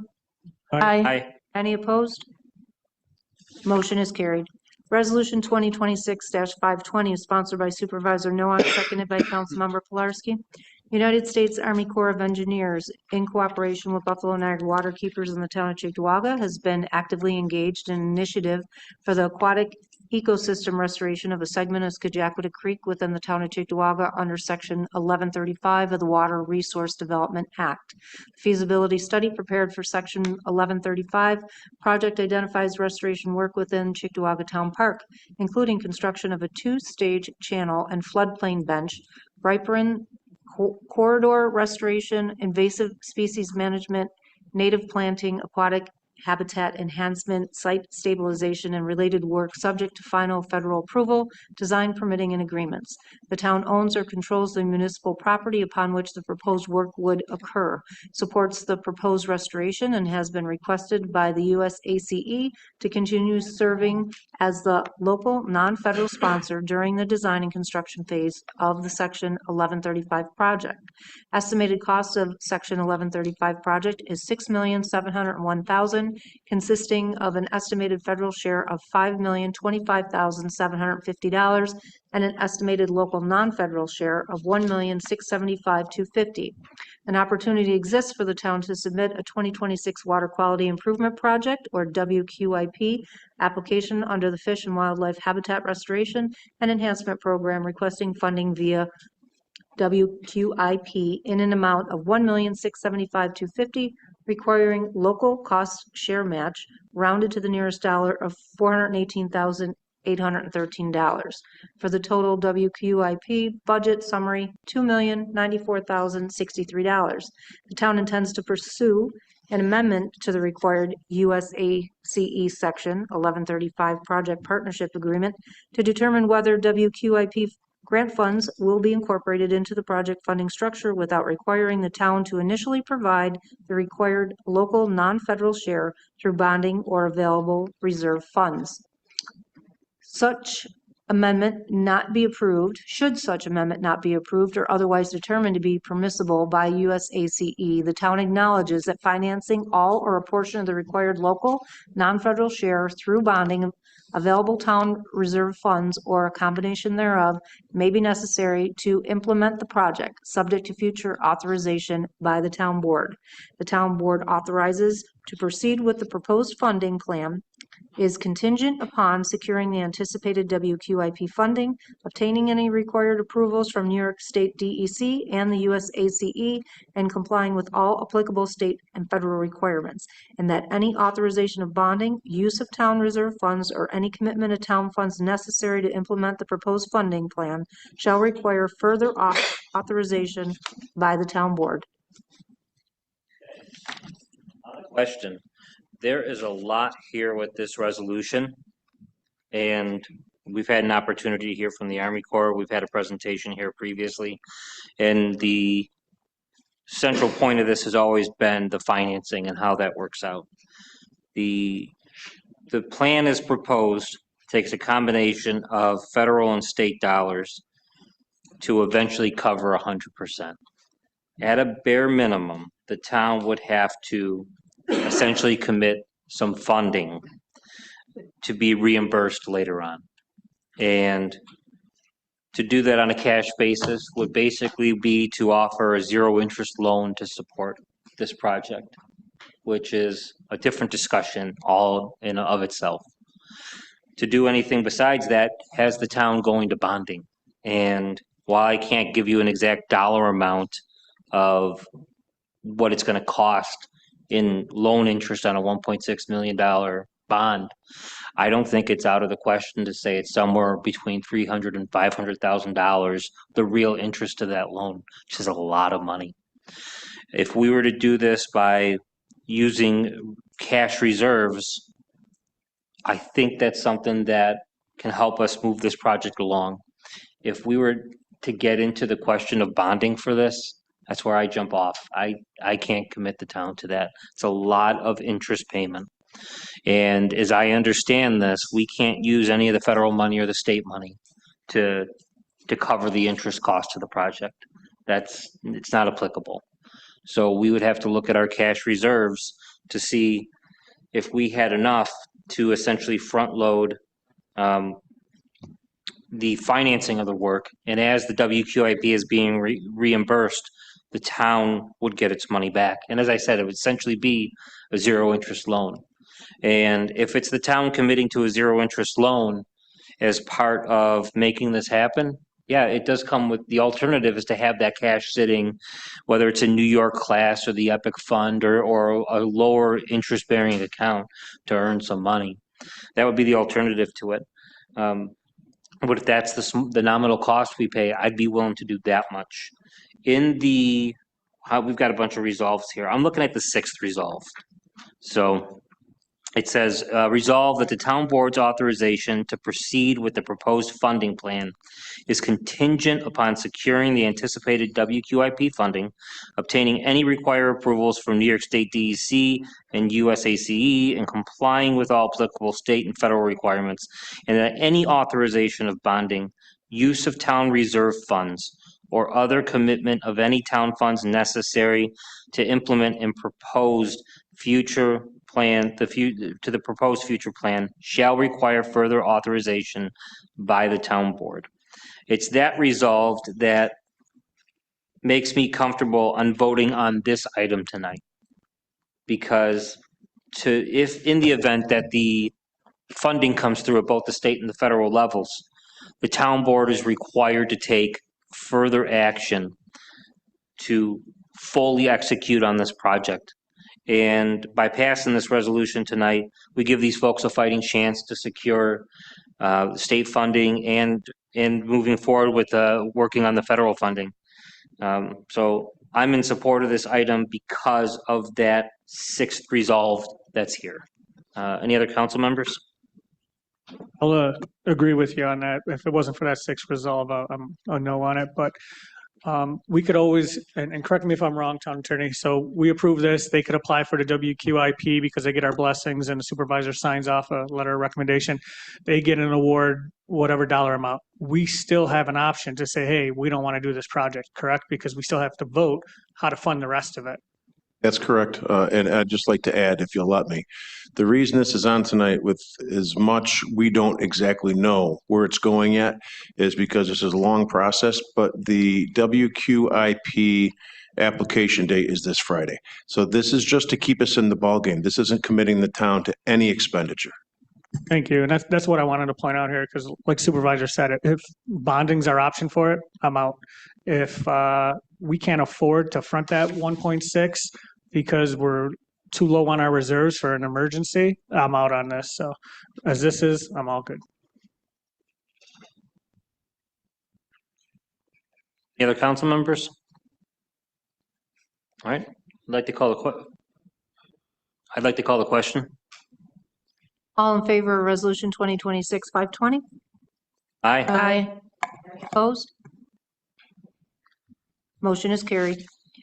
Resolution 2026-521, sponsored by Councilmembers Pilarski, Supervisor Nowak, and Councilmember Elderton. Town of Cheektowaga currently has a highway department whose department head is an elected superintendent of highways. The town is interested in exploring the possibility of making future changes to the organization of the department upon which the maintenance of road falls. Town seeks input on the best path forward, whether under the current composition or perhaps under a framework that incorporates a Department of Public Works. The town board of the Town of Cheektowaga hereby directs the formation of a committee to research, report to the board, and recommend whether conversion to a DPW system will bring more efficiency and accountability to the residents of the Town of Cheektowaga. That this committee shall be comprised of not more than 3 members of the town board, including council members and supervisor, 1 member of the TCSU as determined by the TCSU, 1 member of the TCEA as determined by the TCEA, and the town attorney, town director of personnel, and the town's Director of Finance. Town attorney is hereby directed to organize and schedule the first meeting within 20 days' time with the committee appointing a chairperson at said meeting. Couple things on this one. First, I'd like to amend it to, as it's written. It is a very good point. We don't have any residents on here. So if we could add in that second to last resolved that this committee shall be comprised of not more than, can we add 3 residents?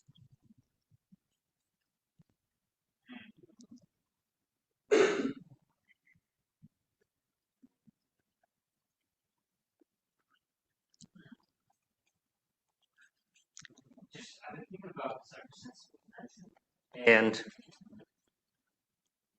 you know, if we're doing research into how DPWs work in other places, and we're looking to understand the interrelationships between the contracts, if it's all things that are available to the public, that's within the domain of this, I don't see how you say no to that. But if we start getting into certain aspects of this, that because you're thinking about snow plowing, snow removal, my hesitation was thinking about how this could bleed over into public safety. So most of what this would do, how do you exclude the public? There's no grounds under to say that. But if we get into certain territory that gets into public safety questions that we might want to keep certain things in-house, I can't name one particular thing right this second. I'm just thinking that it can get to that kind of thing. Maybe we get guidance from the town attorney if those are the kind of things that we discuss with the full committee. Maybe we take that outside of this and address those questions. But if we add those citizen members, I think we should do it with the understanding that this committee might not do the full range of work that we thought it was going to do. Maybe it'll do 99 out of 100 things instead of all the things, if that makes sense. I just think we should consider certain questions that if there's a public safety element that gets into how we're running a DPW, that maybe we can't take everything up in the committee. So with that in mind, I would. Well, I'll make a proper motion to amend it to add 3 residents. I'll second it. Where are you adding the wording? The Councilmember? second to last resolve, that this committee shall be comprised of not more than 3 residents, 3 members of the town board, and then so on. Fine. I'm just asking where you were putting it in so before 3 members. Yeah, we'll come right out with that. Yep.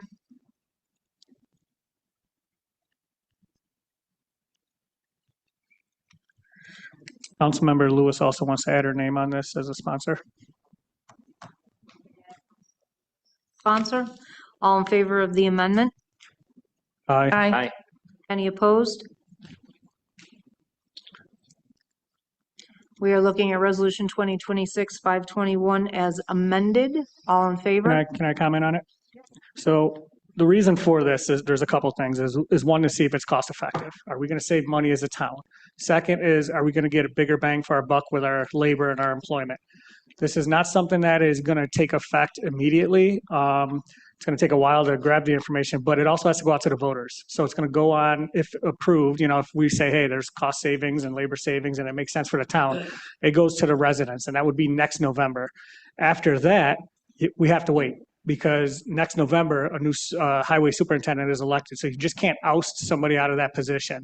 So that would be 4 years down the road. So we're looking, just to be completely transparent, 4.5 years minimum before a DPW, if approved.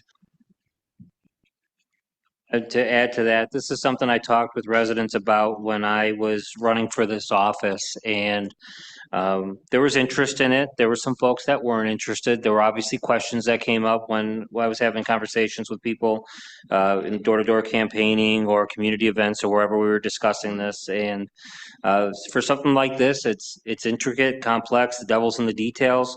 And I think the goal is to figure out how we save money. That's the intent of this. And in some respects, we already do cross-department cooperation and sharing to achieve some of our goals. So we have to keep that stuff in mind. And in part of our answer here, we've got examples with cities and counties that have DPWs. We've got examples with villages.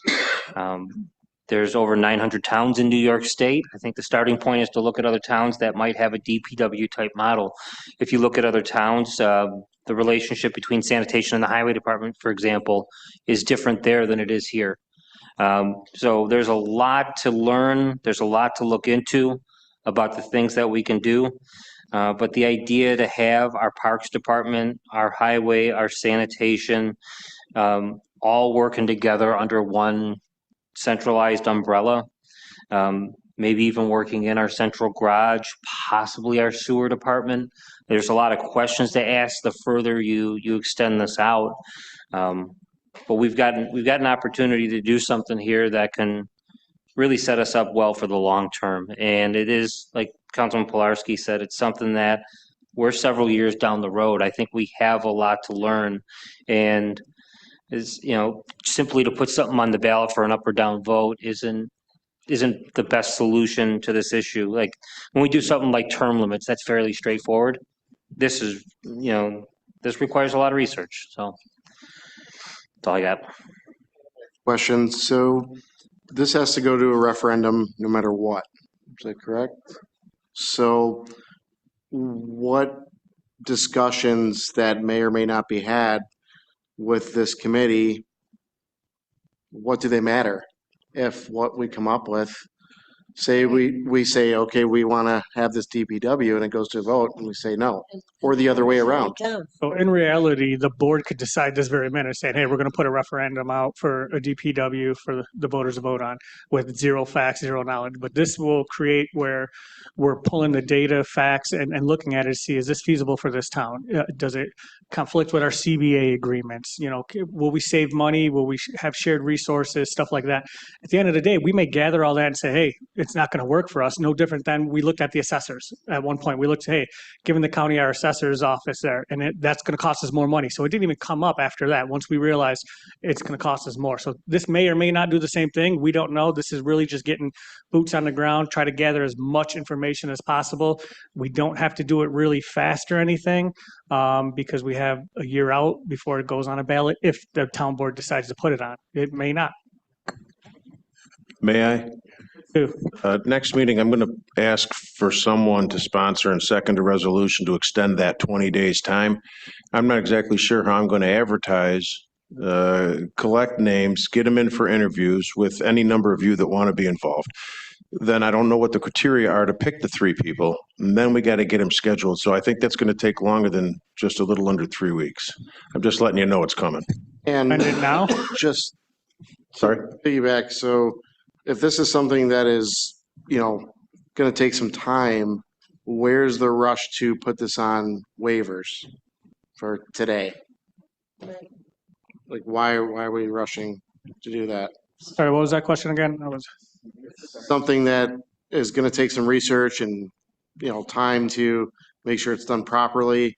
Why is it on waivers and where's the rush to get something passed today? Because if we wait 2 weeks, we're 2 more weeks out. If we wait another 2 weeks, we're 2 more out. And then we keep kicking that can down the road, which we do all the time on this board. So we got to start some point, and we're starting it. So that's why I threw it up. Can we amend this right now because we haven't voted on it? Add another amendment to change the 20 days? We have not taken a final vote on it. Yes, as long as you haven't voted on it. We have not voted on it. We've only voted on the First Amendment. Attorney Fowler, do you think 60 days will be enough? I think it's probably a little more reasonable, 45 to 60 days. If I have a problem, I'll let you know, but I think that's much more reasonable than the 20. I'll make a motion to amend the last resolve within 60 days.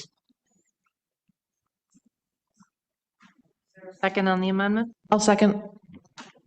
Member Elderkin, all in favor of the Second Amendment, changing 20 days to 60 days? Aye. Aye. Opposed? Motion is carried. We have Resolution 2026-521 with 2 amendments. We are voting on the resolution as amended. All in favor? Aye. Aye. Opposed? Resolution is carried. Resolution 2026-522, sponsored by Supervisor Noack, seconded by Councilmember Pilarski. Mount Calvary Heritage Foundation is currently preparing to file a grant with the New York State Department of Environmental Conservation. Grant, if awarded, would be utilized by the foundation to inventory and development a management plan for all trees owned by Mount Calvary Cemetery.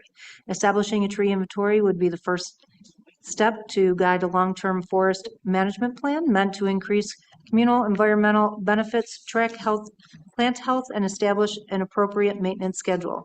Foundation at the time of the meeting brought forth the interest of a letter of support from the town of Cheektowaga to file in conjunction with their application.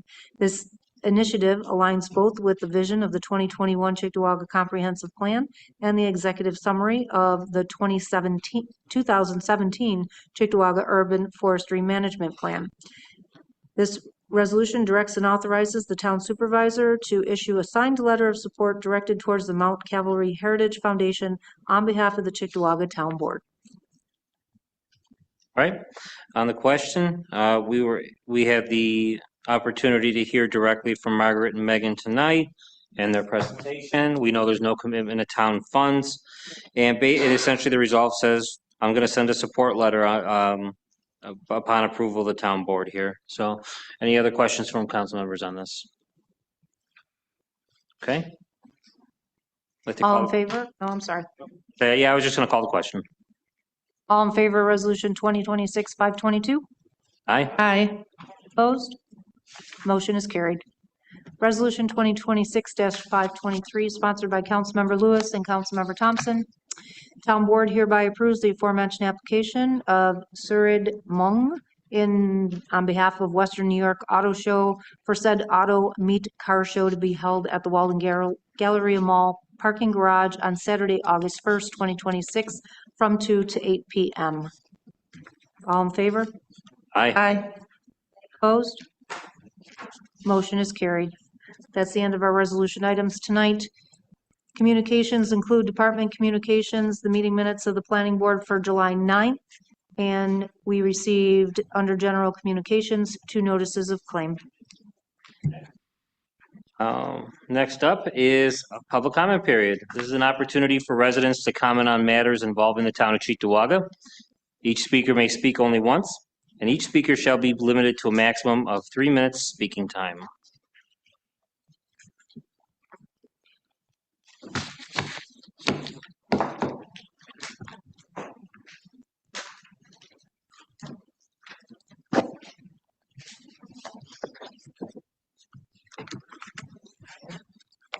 We have 5 signed up for public comment. Our first speaker has since left. We have El Ferrara.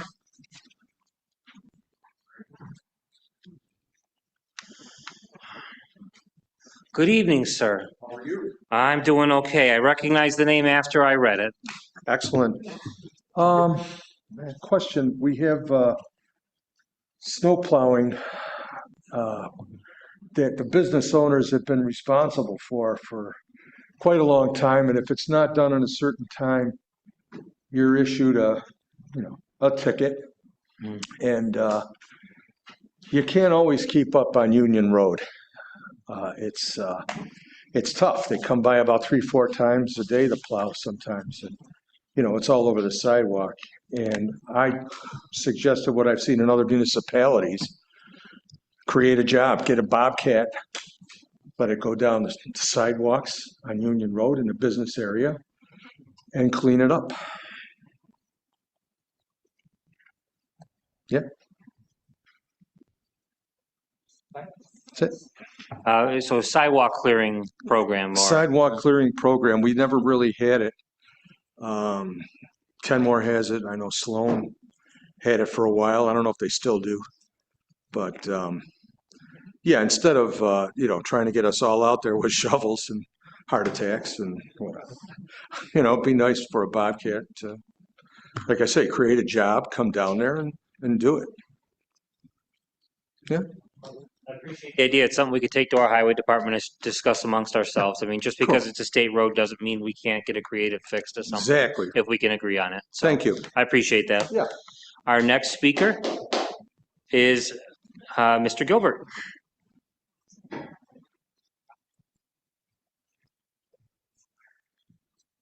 I also live on Union Road and suffer from the exact same problem. You got 2 lanes going each way in the suicide lane. The snowplows come down that road 3 abreast.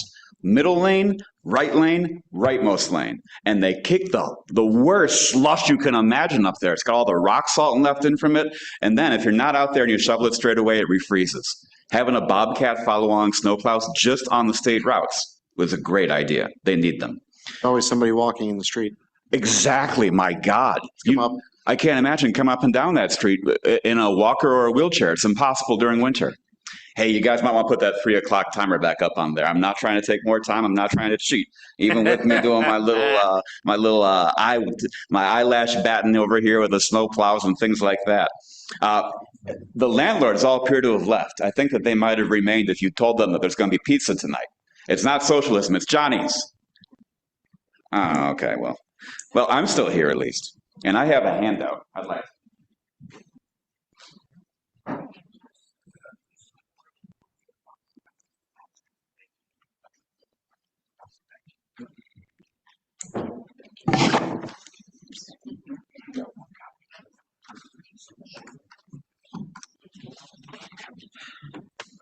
I'd like to thank you all very much for the help with that there. Largely, I'd like to talk about the Police Advisory Board.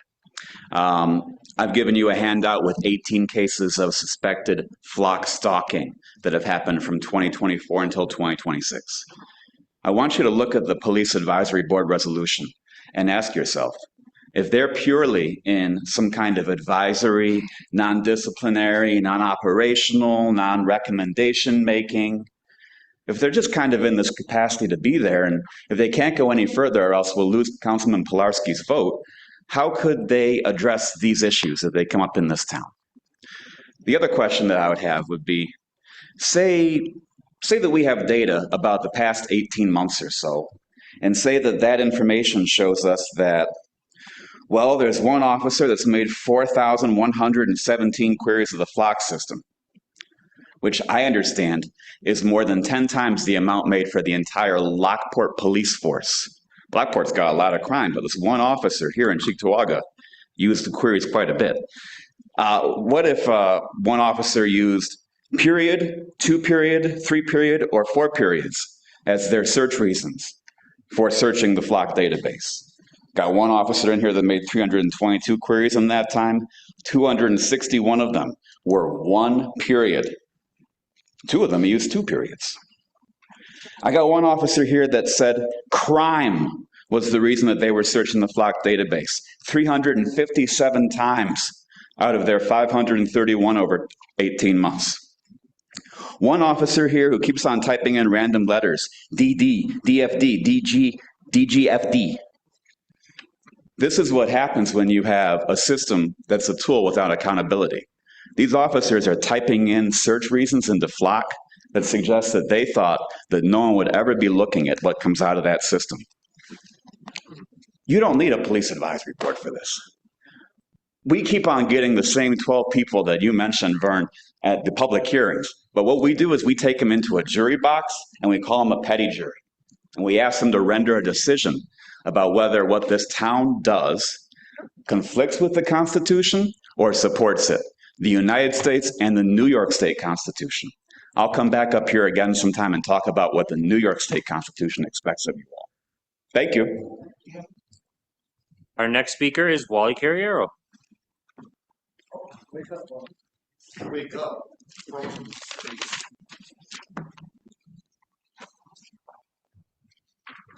My comment for this evening is it seems like we seem to only get projects that are requiring tax breaks and requiring public housing. And, you know, back in the 80s, we had builders like O'Johnny and Morano, and they were building homes over in the Dartwood, the Brentwoods, and we were building single-family homes that were affordable, and everybody was moving to Cheektowaga. And then we came up with the idea somewhere around the mid to late 80s, I think it was, to build the Walden Galleria because we were going to be able to support it with all these families, and people were going to travel from all over to come to the Walden Galleria. But today, the Walden Galleria is nothing more but a fight club on Friday night, and it discourages people to come shopping there. So we're going to go and increase the number of low-income housing, not to say that low-income housing promotes crime, but I've yet to see the proposal for the high-end housing that should be coming to Cheektowaga, because we have such wonderful shopping. We have such wonderful cemeteries that are park-like. We have all these wonderful things, but yet for some reason, we're giving away the residential's tax money to get public housing brought to us. Now, I know we're not going to live or die on whether that section of Harlem Road gets developed, and I don't understand why we continue to put this on the backs of the taxpayers every time we turn around, that we're giving away incentives for people to come to our town when we invested in all the reasons to be in our town. We have the housing stock. We have the 3-bedroom ranch, 1 bathroom, finished basement. Don't tell the town, right? I mean, where's the problem here? You know, that we got to continue to invite more development. And the development we're asking for is not the Costco's. We're asking for low-income people that don't have money to spend at the Galleria. So with that being said, my last comments, I only got a few seconds left. Ms. Diermeyer came up and spoke about the democratic values. I'm just wondering how she explains the Seneca Babcock community and Brian Polarski for the mismanagement of all those funds, and why nothing has been done yet, and why that man is still sitting on this board after 9 years of irresponsibility. 9 years of irresponsibility, and you're letting him make decisions on where my money goes. That scares the hell out of me, that not one of you people have the character to move forward. Thank you and good night. Final speaker is Rob Hupkowitz.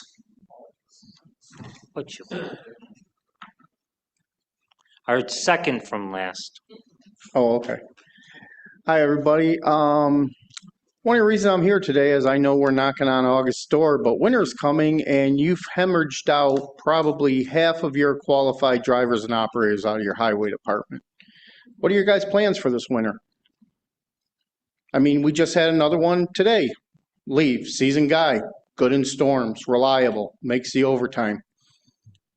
You know, you constantly are losing people out of that department because of mismanagement out of that department.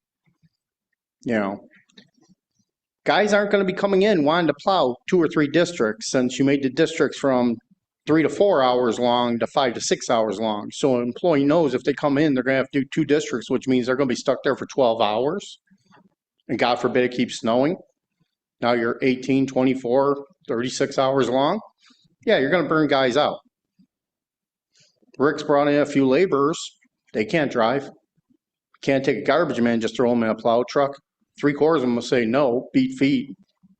You don't realize what it's like in one of those trucks, drive one of those trucks in a whiteout unless you've done it. Take some skill. Also, I'm here today. I'm asking the board to keep very good notes and very good records on how much you're going to spend starting next Thursday in my arbitration case. Okay, because I'm sure guys like Wally, myself, Dan Collender are going to want to see them. This is going to be expensive. You guys know what's going on. I don't have to get into it. I hope you guys have been getting all my emails. I didn't put it on that paper because, well, nobody responds to me anyway. So with that, please keep great records. I can't wait to see Mr. Switek next Thursday, and good luck. All right.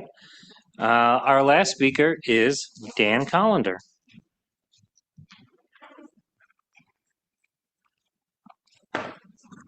Well, I hope you answer some of my questions from the first comment period. But other than that, has anybody up here lobbied the county to redo French Road yet? Or am I the only person who goes to talk to pulling cars and listen to his song and dance on how the road became a county road instead of a town road, instead of telling me exactly when he's going to redo French Road in South Cheektowaga? Has anybody lobbied the county? Okay, that's a road in our town that the county has to maintain.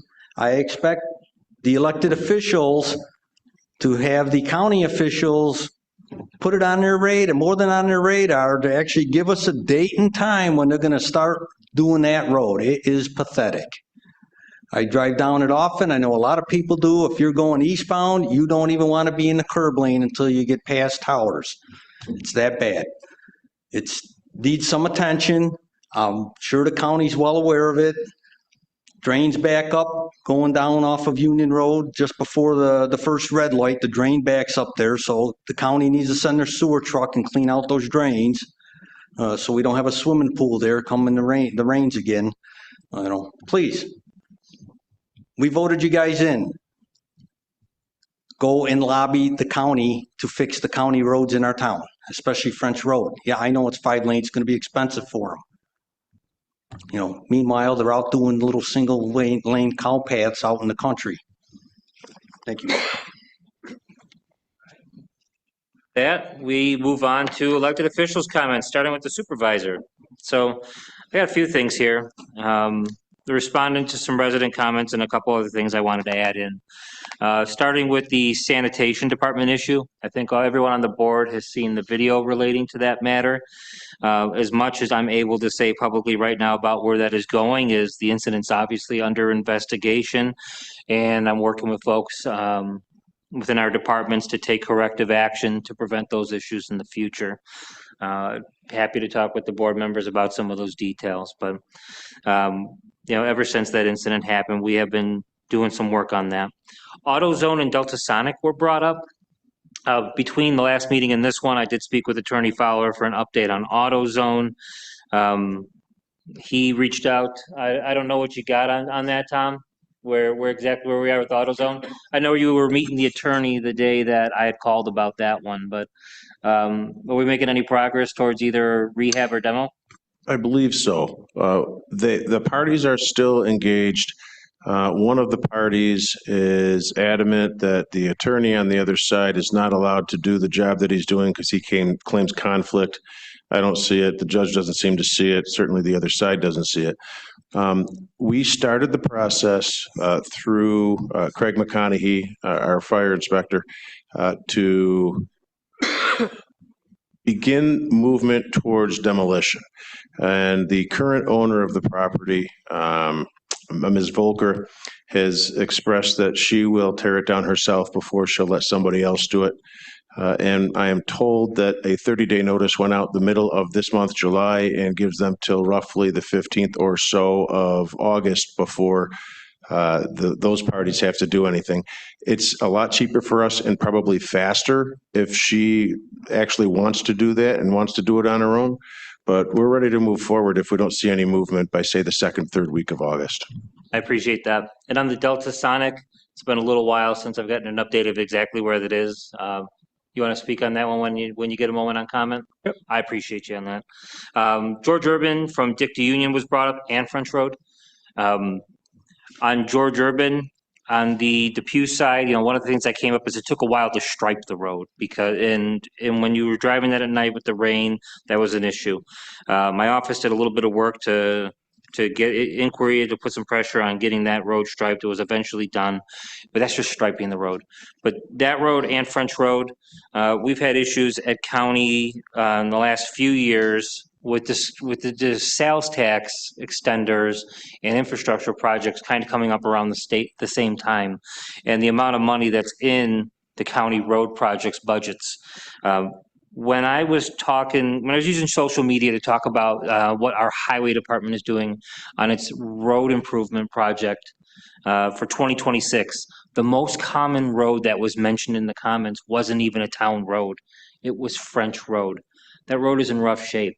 There's a notice of claim actually that has come in recently that was kicked to the town, and I don't think that's the town's responsibility. One of the many things my office is working on is digging into that and figuring out what we can do when you have a manhole that's on a county road that the county should be taking care of it. In my view, the town of Cheektowaga isn't responsible for this particular issue. But that goes to George Urban as well, that whether it's Legislator Myers or Legislator Todaro or the body as a whole, we should be looking at the infrastructure list or the road list that they have. Borden Road seems to be getting improved every other year. And I've said half jokingly, maybe these folks should vote 90% Democrat or 90% Republican just to keep it from being a swing road election year repair, But French Road has got, from what I understand, some issues with the sewers underneath it and the way the base of the road is done. Those are some of the things that came up. They aren't excuses for it not to get done. It has to be on the repair list sooner rather than later. I think that's something all of us up here can agree on and really get some movement on that. I have talked to my county legislator in the past about the road. I had a town hall where French Road came up. And again, when I mentioned road improvements, and the most common road mentioned in the comments on social media is fix French Road, do French Road. Now, that should be the answer to it. That should be on the short list, if not in 2027, or it should be there in 2028. I know it's going to come at a price, but George Urban too, it's that portion of the road is aging. I don't know what their repair plans are for that, so I'll reach out to see if it's on a 3-year plan or a 5-year plan for what county's going to do. But French Road especially, there's got to be money put aside. I think that's something we can all work on together. Festivals were brought up, and one of the things I want to change going into next year is the last several years there's been a lot of discussion about who's going to who's going to manage what particular festival, whether it's the 4th of July parade or the liaison to the Polish festival, this, that, and the third. I think it just makes the most sense to put that all in my office. We've made a staffing change on the council office side where we now have a part-timer there instead of a full-timer. We talk about the logistics of how this will all work out, but I think we should just centralize all that in the supervisor's office going into the future to avoid some of the hand-wringing and make the decision-making on some of these things a little bit easier. We have to do a follow-up on the Polish festival about all the things that went well, some of the things we want to change for next year. So that's an opportunity to work everything else in there. On Nowicki, he stated his case in print media and on the radio, but I'll just say of that prior to this last meeting, there were a fair amount of folks that are aware that he bought a second property. None of us were given, his financing on how that was done or his mortgage papers. But when somebody buys another house, the question comes up, you live here, right? I asked that question, and somebody's got their mail coming here, they're registered to vote here. That's the address on their license. I asked about, hey, you're here, but it comes to this legal concept of domicile. From all the signs I was aware of, asking these questions, looking into it, his domicile was here. A second look at that, asking extra folks. Obviously, with more information, and the chair of the Democrats spoke to that tonight. With more information, that issue got settled really quickly. And on this board, we do clean up our own house. But in the same vein, we do it once we have information about what's going on with folks. We don't do it just on accusations. On the Galleria, whether it's Galleria or Town Park or some of our other neighborhoods, obviously we have our challenges. And one of our top jobs here is public safety. We manage a budget, we manage liability, we keep people safe. Those are our jobs up here. So when it comes to the Galleria, when it comes to Town Park, we do everything we can up here to make sure we have a fully staffed police department and to do things to keep our neighborhood safe. I don't think describing that as a fight club is an accurate representation of what goes on there. There's over 11 million people that walk through those doors every year. And of course there are issues, but when there aren't issues, like the previous Christmas, you don't see any video on Facebook, you don't hear any issues about it. Nobody says, great job, of all the people that came through in the Christmas season, you didn't have a significant incident. We just talk about the bad and that gets magnified. But whether or not we have 0 car thefts in a year or just 1 or as many as we've had, there's always room for improvement. We shouldn't just say, hey, car thefts are down a little bit or there were fewer fights. Everything's okay now. We always got to be on guard and make sure that we're doing what we need to do as a board and as a town to always improve, always make things safer. I've had a chance as Councilmember Lewis, I think others on this board, to learn about what the Galleria and Pyramid and their security team do to keep that place safe, to keep it well monitored, to address issues that come up as quickly as they can. But to say it's a fight club, I get why that's said. I just don't think that's fair. And drivers for the highway department were brought up. That's a real issue. And there have been some discussions in the last few weeks about that. And this board is going to have to have discussions about how to contend with that. One of the ideas we had recently, we had a meeting on and some work on, that might not be sounding like it won't be our answer to that issue. But we've got to encourage more folks to come in here to become motor equipment operators. And if somebody on this board says everything's going to be peachy keen perfect this winter, they're lying to you. That's not to freak anybody out or scare you. Our job up here is to tell you straight and to be honest about what's going on. Yeah, we have some challenges in that department right now. Councilman Pilarski and I have done some work on that. We're going to keep working on it with folks. People are coming up with creative fixes to that. We will keep at it. But we do have work to do on that issue. That's just the God's honest truth. And that's all I've got. Throw it over to Councilman Pilarski. All right, a couple of things. So I spoke with Benderson about Delta Sonic, and it's literally just a shell of a building right now. And matter of fact, at the end of last week, they put a for sale sign up on there. So they're looking to offload that and sell it. Where it goes from there, we don't know, but we'll follow that and stay on top of it. They're not doing a car wash there anymore. Short answer. Festivals. Polish Festival was great this year, at least in my opinion. And that's what I'm hearing from the residents as well. I heard residents saying they felt that it was secure. They felt safe there. There was so much to do, so much to eat. It was bigger than last year. The entertainment was great. Really no issues to write home about. But there will be an after action review with the council members who oversee that and then what worked and what didn't and address it. But very good job with Polish Fest for all involved, parks and facilities, Polish American Congress, police, council members. I mean, I'm probably forgetting a handful too, but everyone involved, great job. And then another festival coming up is German Fest, coming up August 28th to the 29th. So keep that one on your radar as well.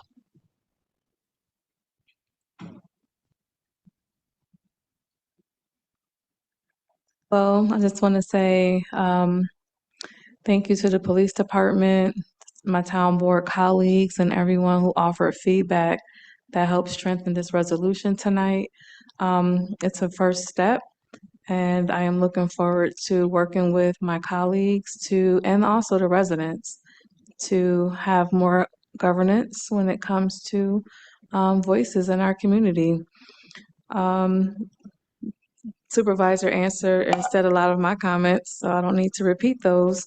But also the festival, the Polish Festival, I also attended. And it was nice. It was very nice and very structured. And it was really good to see families gathering together. Also, August 1st is also the Jazz Festival. So please remember to attend that. And I had a question because I don't know if Supervisor answered that road with the 3-inch wide.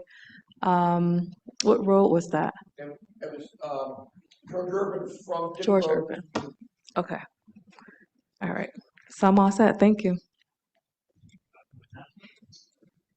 Yeah, not much more to finish this meeting off with, besides hearing about the highway department and the lack of drivers that we have there.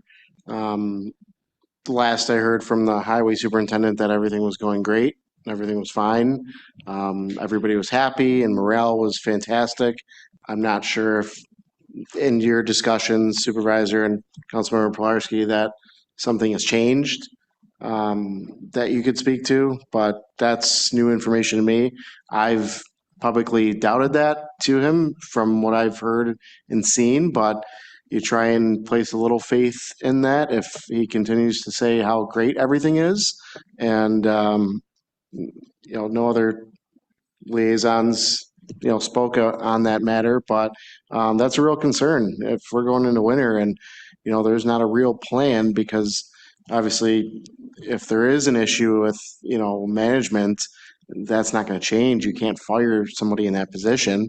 So I would say the sooner the later, I'd like to have some discussions on what ideas it is that are viable, because it's already almost August and you could be snowing in 2-3 months. You have no idea. That's a very real concern. So I'd love to have that discussion much sooner than later. And if there's an issue with management, I think we need to have that discussion, and the people need to know that as well. So whether it's anybody wants to speak on it now or at the next meeting, I'll bring it up again. But that's all I have for now. Thank you. Councilmember Bukowski. Again, just wanted to mention about the Polish Festival. This was the 46th year. I happened to be at the very first one back, I believe it was 79. So over the years, it has grown, but this year really was really good attendance. The music was continuous. The food vendors were awesome. Regular vendors selling some homemade crafts were there. Then there was some pottery teaching. There was a cook doing some cooking lessons, and then some reenactment on some things, and very, very well attended, and it was awesome. And special kudos to the Parks Department because they were busy between cleaning up and emptying the garbage cans and everything else in the bathrooms. Kudos to all of them, and then especially to our police department who made it extra safe for everybody. The senior center has music. There was music tonight. Unfortunately, our meeting went pretty long, so we couldn't go out there. But the next up is going to be the Boys of Summer, and that's going to be Tuesday, August 11th. And then August 1st, which is next Saturday, Saturday, August 1st, is the Jazz Fest. And that's it. Councilmember Elderkin. I just want to thank you, Councilmember Lewis, for your work on Resolution 490. I know from campaigning with you, that's something you talked about quite a lot about, so I appreciate the hard work. The Polish Festival, I'll just chime in again. What a fantastic event. So I want to thank everybody involved with that, the Polish American Congress, the council members here who had worked with that, and the Parks Department especially, Police Department, and the Volunteer Fire. And thank you, Mount Calvary, for their presentation today on the tree program. I attended a very interesting summer soiree at the United German and French Cemetery on Friday. There's small cemetery, but there's so much history, and they have a lot of events coming up. So that is something that we should be proud of our town, that we have this history and we have these, don't think of a cemetery as a selling point, but it's, the trees and the history, and they're really investing in it and trying to make it a great place. And that's it. And with that, I'm going to make a motion to enter executive session to discuss union negotiations with the dispatchers, the Captains and Lieutenants Association, and the TCEA. Do I have a second? Second. I know. Y'all want to go home? We're here to work. All in favor? Any opposed? We are adjourned. We're in executive session.